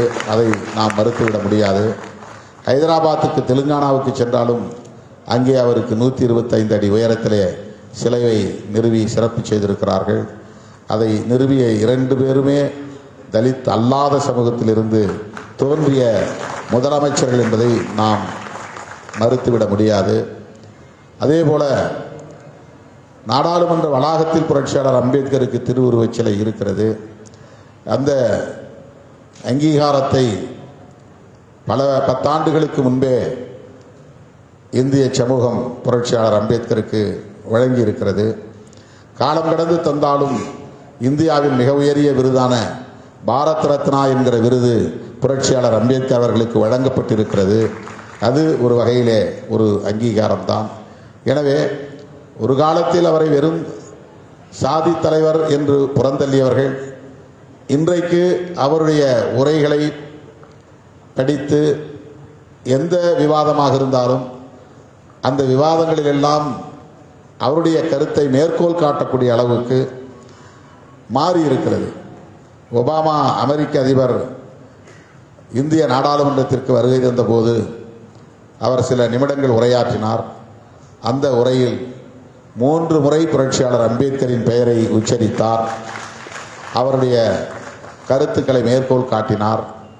அவர் ஒரு குறிப்பிட்ட சாதிக்கான தலைவர், அவரை பொருட்படுத்த தேவையில்லை என்று இங்கே உள்ளவர்கள் கருதினாலும் கூட உலகளாவிய அளவில் அவருடைய புகழ் பரவி இருப்பதற்கு அவருடைய ஆளுமைதான் காரணம்.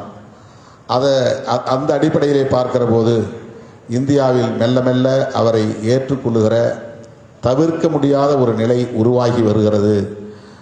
பிரதமர் மோடி அவர்கள் முதலாக நாடாளுமன்றத்திற்கு பதவியேற்க சென்றபோது புரட்சியாளர் அம்பேத்கரை தொட்டு வணங்கி அவருடைய வாழ்த்துக்களை பெறுகிறேன், அப்படி வாழ்த்துக்களை பெற்ற பின்னரே பதவியேற்பேன் என்ற ஒரு தோற்றத்தை இங்கே உருவாக்கினார்.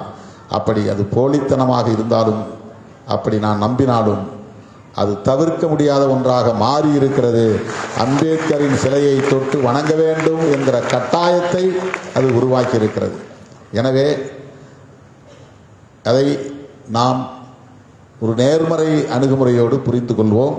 புரட்சியாளர் அம்பேத்கர் அவர்களை எந்த சக்தியாலும் புறக்கணித்து விட முடியாது என்பதை காலம் உணர்த்தி கொண்டிருக்கிறது. இன்னும் அவர் வலிமை பெறுவார். புதிய இந்தியா, அவர் கண்ட இந்தியாவை கட்டமைக்கிற வரையில் அவருடைய தாக்கம் இந்தியாவில் மிகப்பெரிய அளவிலே இருக்கும். அம்பேத்கர் என்கிற பெயரை உச்சரிக்காமல் இந்திய பரிமாணங்கள் எதுவும் உருவாக முடியாது. அந்த அளவுக்கான பங்களிப்பை அவர் செலுத்தியிருக்கிறார். எனவே நாம் அவரை நீங்கள் ஏற்றுக்கொள்ளுங்கள் என்றெல்லாம் சொல்ல வேண்டிய தேவையில்லை. இந்த தேசம் அவரை ஏற்றுக்கொண்டிருக்கிறது, இன்னும் ஏற்றுக்கொள்ளும். அதற்கான காலம் கடியம். அவையோர் மற்றும் எங்கள் மதிப்பிற்குரிய அன்பிற்குரிய எங்களது எழுச்சி தமிழர் அவர்களுக்கு என் பணிவான வணக்கம். நான் என்ன கேள்வி கேட்க வந்திருக்கேன்னா, 12th முடிச்சுட்டு காலேஜ்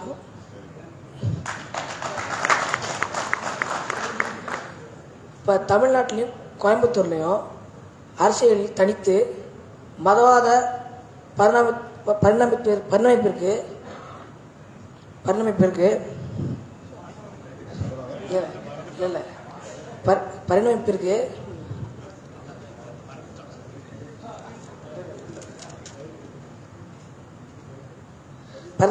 நீங்கள் எப்படி பார்க்கிறீர்கள்? அதை எப்படி கலை செய்ய வேண்டும்?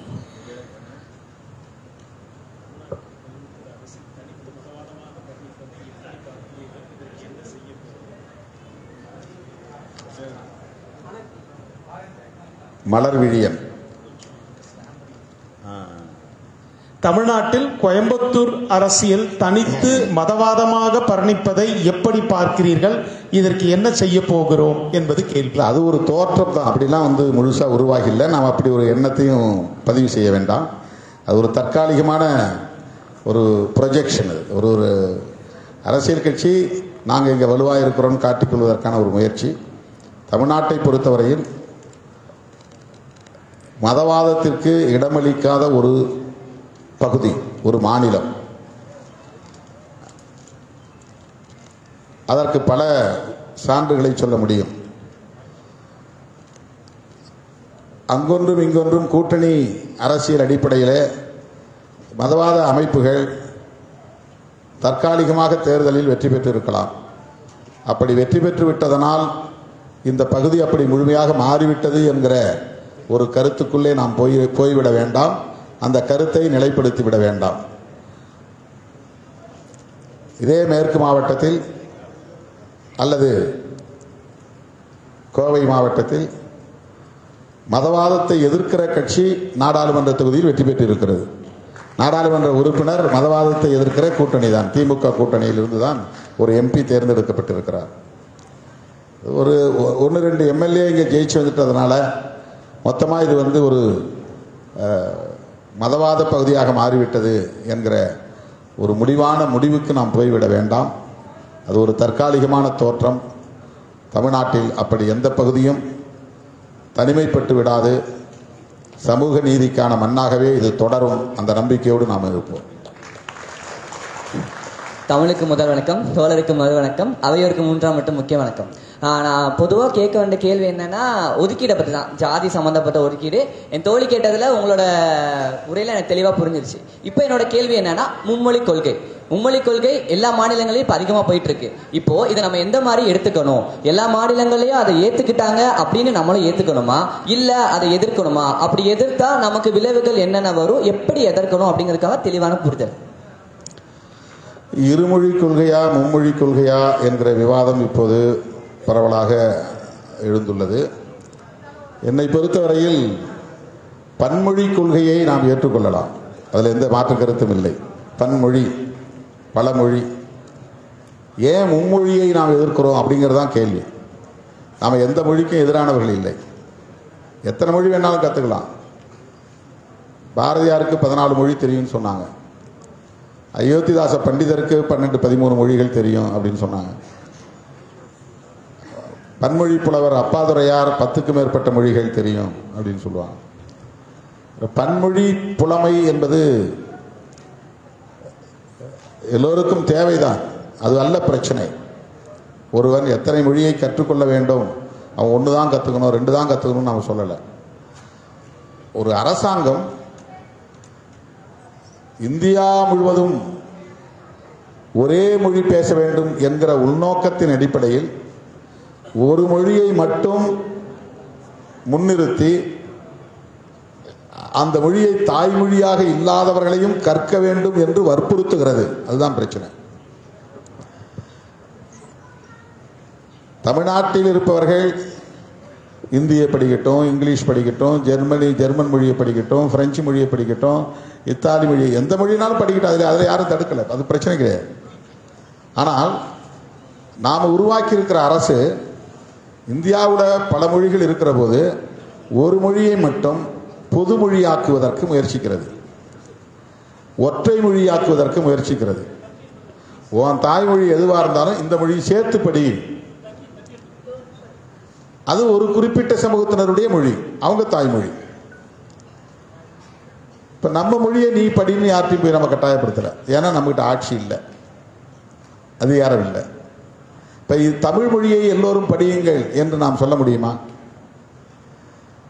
அதை ஒரு கொள்கையாக மாற்றி இதுதான் தேசிய கல்விக் கொள்கை, எனவே இந்தியா முழுவதும் இந்தியை தாய்மொழியாக கொண்டவர்களும் தமிழை கற்க வேண்டும், நீ எக்ஸ்ட்ரா இங்கிலீஷை படிச்சுக்கோ, எதை வேணாலும் படிச்சுக்கோ, நான் இந்தியாவுடைய பிரதமர் பொறுப்பில் இருக்கிறேன் நான் ஒரு தமிழனாக இருக்கிறேன், ஆனால் இந்தியாவின் பிரதமர்.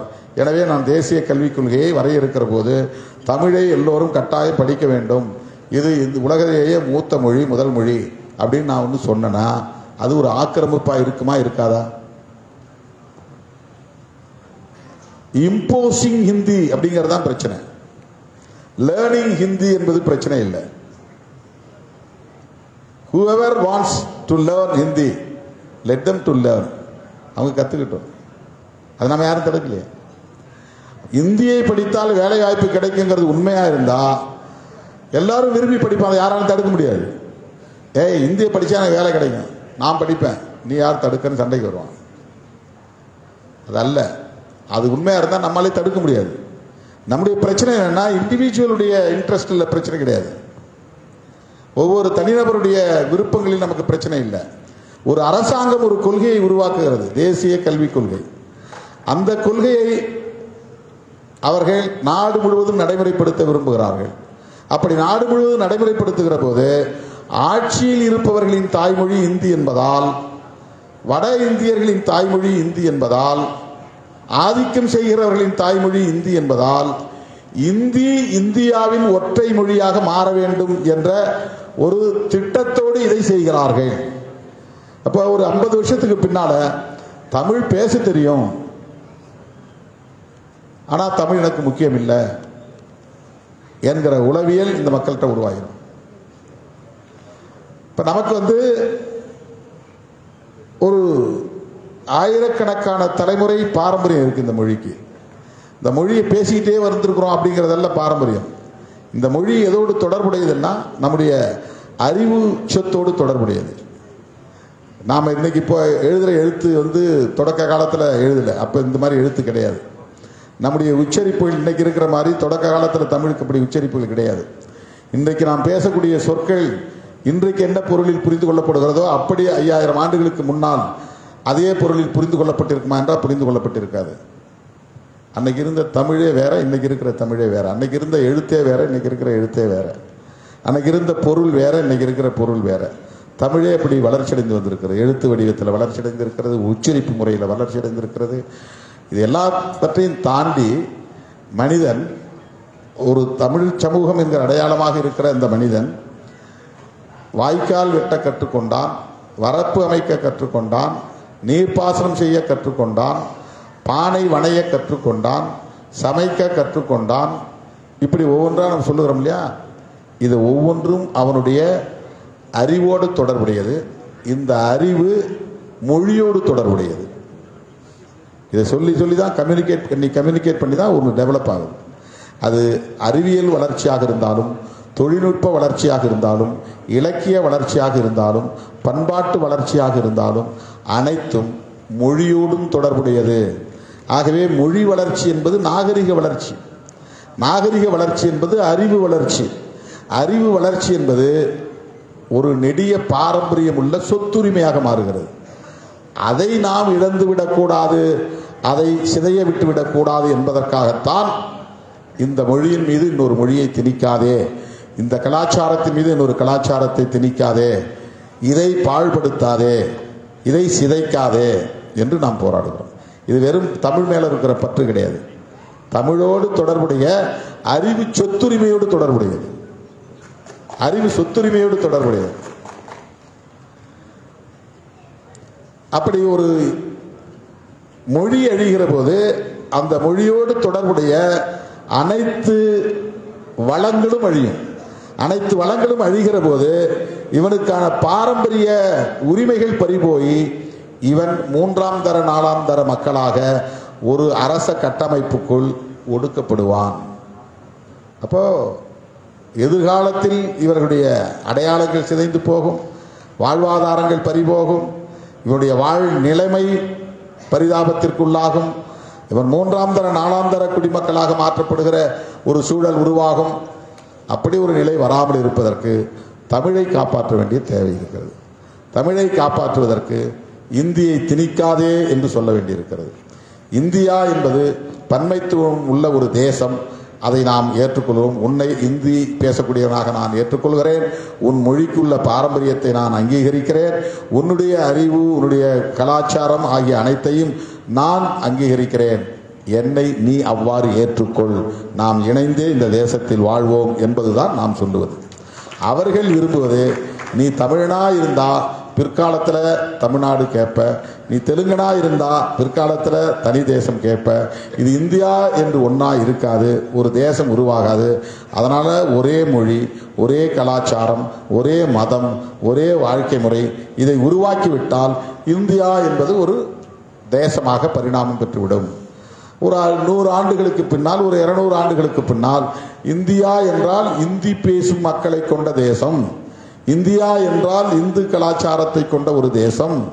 இதை நிலைப்படுத்த வேண்டும். இந்த உள்நோக்கத்தோடு அவர்கள் மும்மொழி கொள்கையை இங்கே பரப்ப பார்க்கிறார்கள். அவங்களுக்கு ஒரு ஹிடன் அஜெண்டா இருக்கிறது. அதனால் அதை நாம் எதிர்க்கிறோம். அவ்வளவுதான். நாம் எந்த மொழிக்கும் எதிரானவர்கள் இல்லை. இருமொழி மும்மொழி என்பதற்குள்ளே போய் நாம் சிக்கிக்கொள்ளவில்லை. பன்மொழி கொள்கையை நாம் வரவேற்க தயாராக இருக்கிறோம். அது அவரவர் தனிநபர் விருப்பம். ஆனால் ஒரு அரசு ஒரு தேசத்தின் ஒற்றை மொழியை இங்கே நிலைநாட்டுவதற்கு சிறுபான்மை மொழி சிறுபான்மை மக்களின் மீது அல்லது ஒரு குறிப்பிட்ட பாரம்பரியமுள்ள ஒரு மொழியை பேசக்கூடிய மக்களின் மீது இன்னொரு மொழியை திணிக்கிற முயற்சியை ஆதிக்கம் என்கிறோம், ஆக்கிரமிப்பு என்கிறோம். அதை செய்ய வேண்டாம் என்கிறோம். அது ஜனநாயகத்திற்கு எதிரானது என்கிறோம். அவ்வளவுதான். நாம் இந்தியை வெறுப்பவர்கள் அல்ல, இந்தி திணிப்பை எதிர்ப்பவர்கள். Good evening sir. நான் விடுற மாதிரி தெரியல. Good evening sir. Good evening sir. என் பேர் KM கார்ராஜ். வேலம்மாள் போதி கேம்பஸ் திருச்சியிலேருந்து வரேன் சார். உங்களை மாதிரி சிறந்த MP ஆகணும்னா என்னென்ன ஸ்டெப்ஸ் இப்போலேருந்து எடுக்கணும் சார்? என்னென்ன? உங்களை மாதிரி MP ஆகணும்னா என்னென்ன ஸ்டெப்ஸ் இப்போலேருந்து எடுக்கணும் சார்? என்னென்ன ஸ்டெப்ஸா? உனக்கு MP ஆகணும்னு ஆசை வந்துருச்சா? என்ன பேரு? கார்ராஜ்.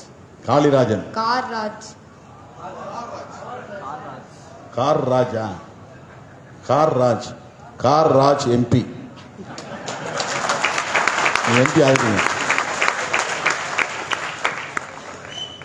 ரொம்ப மகிழ்ச்சி.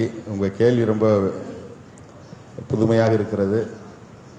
நீங்கள் நல்லா படிங்க. முதல்ல ஒரு நல்ல கல்வியாளராக நீங்கள் வரணும். ஃபஸ்ட்டு நிறைய படிக்கணும். அந்த படிப்பு உங்களை நீங்கள் விரும்புகிற இடத்துல கொண்டு போய் உட்கார வைக்கும். அந்த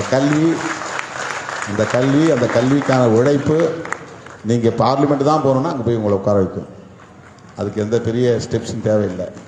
உங்கள் பயணத்திலே அதற்கான பாதையை நீங்களே உருவாக்கி கொள்வீர்கள். அதுக்கு திருமாவளவனோ யாருமே தேவைப்பட மாட்டாங்க. You concentrate on your studies. உங்கள் கல்வியில் உங்களுடைய கவனத்தை செலுத்துங்கள்.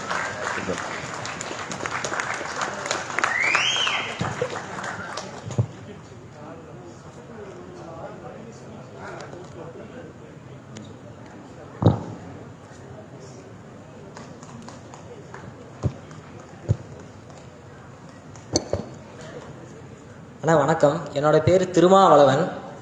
இங்கே சட்டக்கல்லூரியில் தான் படிக்கிறேன்.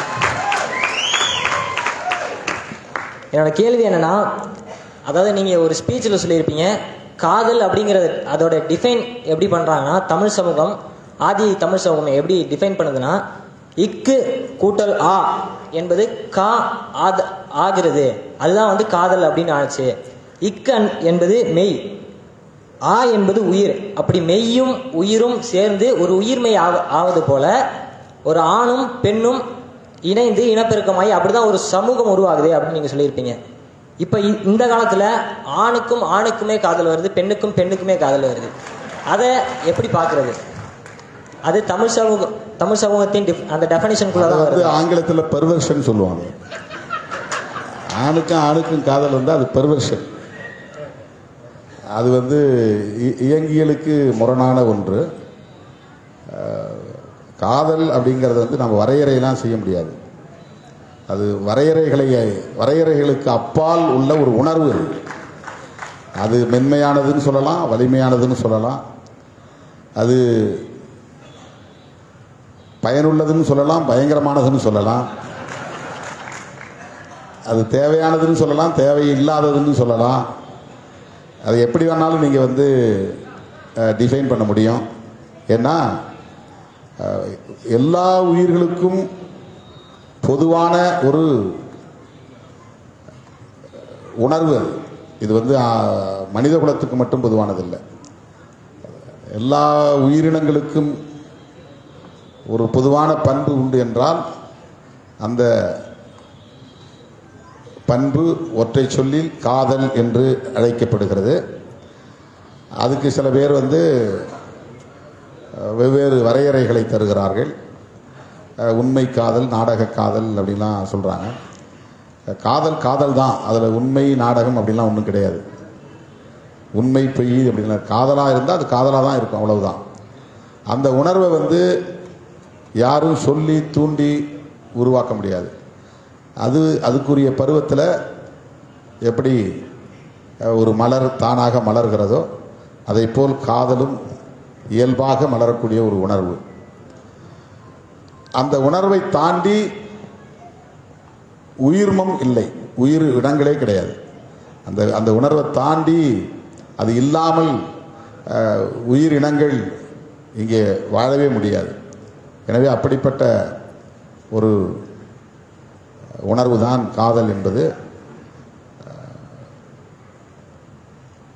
அதனை வரையறுக்க பலரும் முயற்சித்தார்கள். ஆனால் ஒருவரும் அதை சரியாக இதுவரையில் வரையறுத்ததில்லை.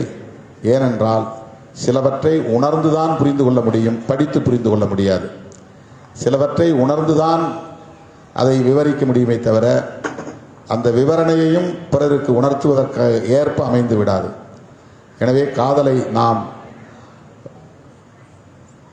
உணரத்தான் முடியும், அதை எடுத்து சொல்லி புரிய வைக்க முடியாது. அப்படிப்பட்ட ஒரு நுட்பமான உணர்வு மனிதகுலம் இருக்கிற வரையில், உயிரினங்கள் இருக்கிற வரையில் காதல் வாழ்ந்து கொண்டே இருக்கும். காதலை யாராலும் வீழ்த்த முடியாது.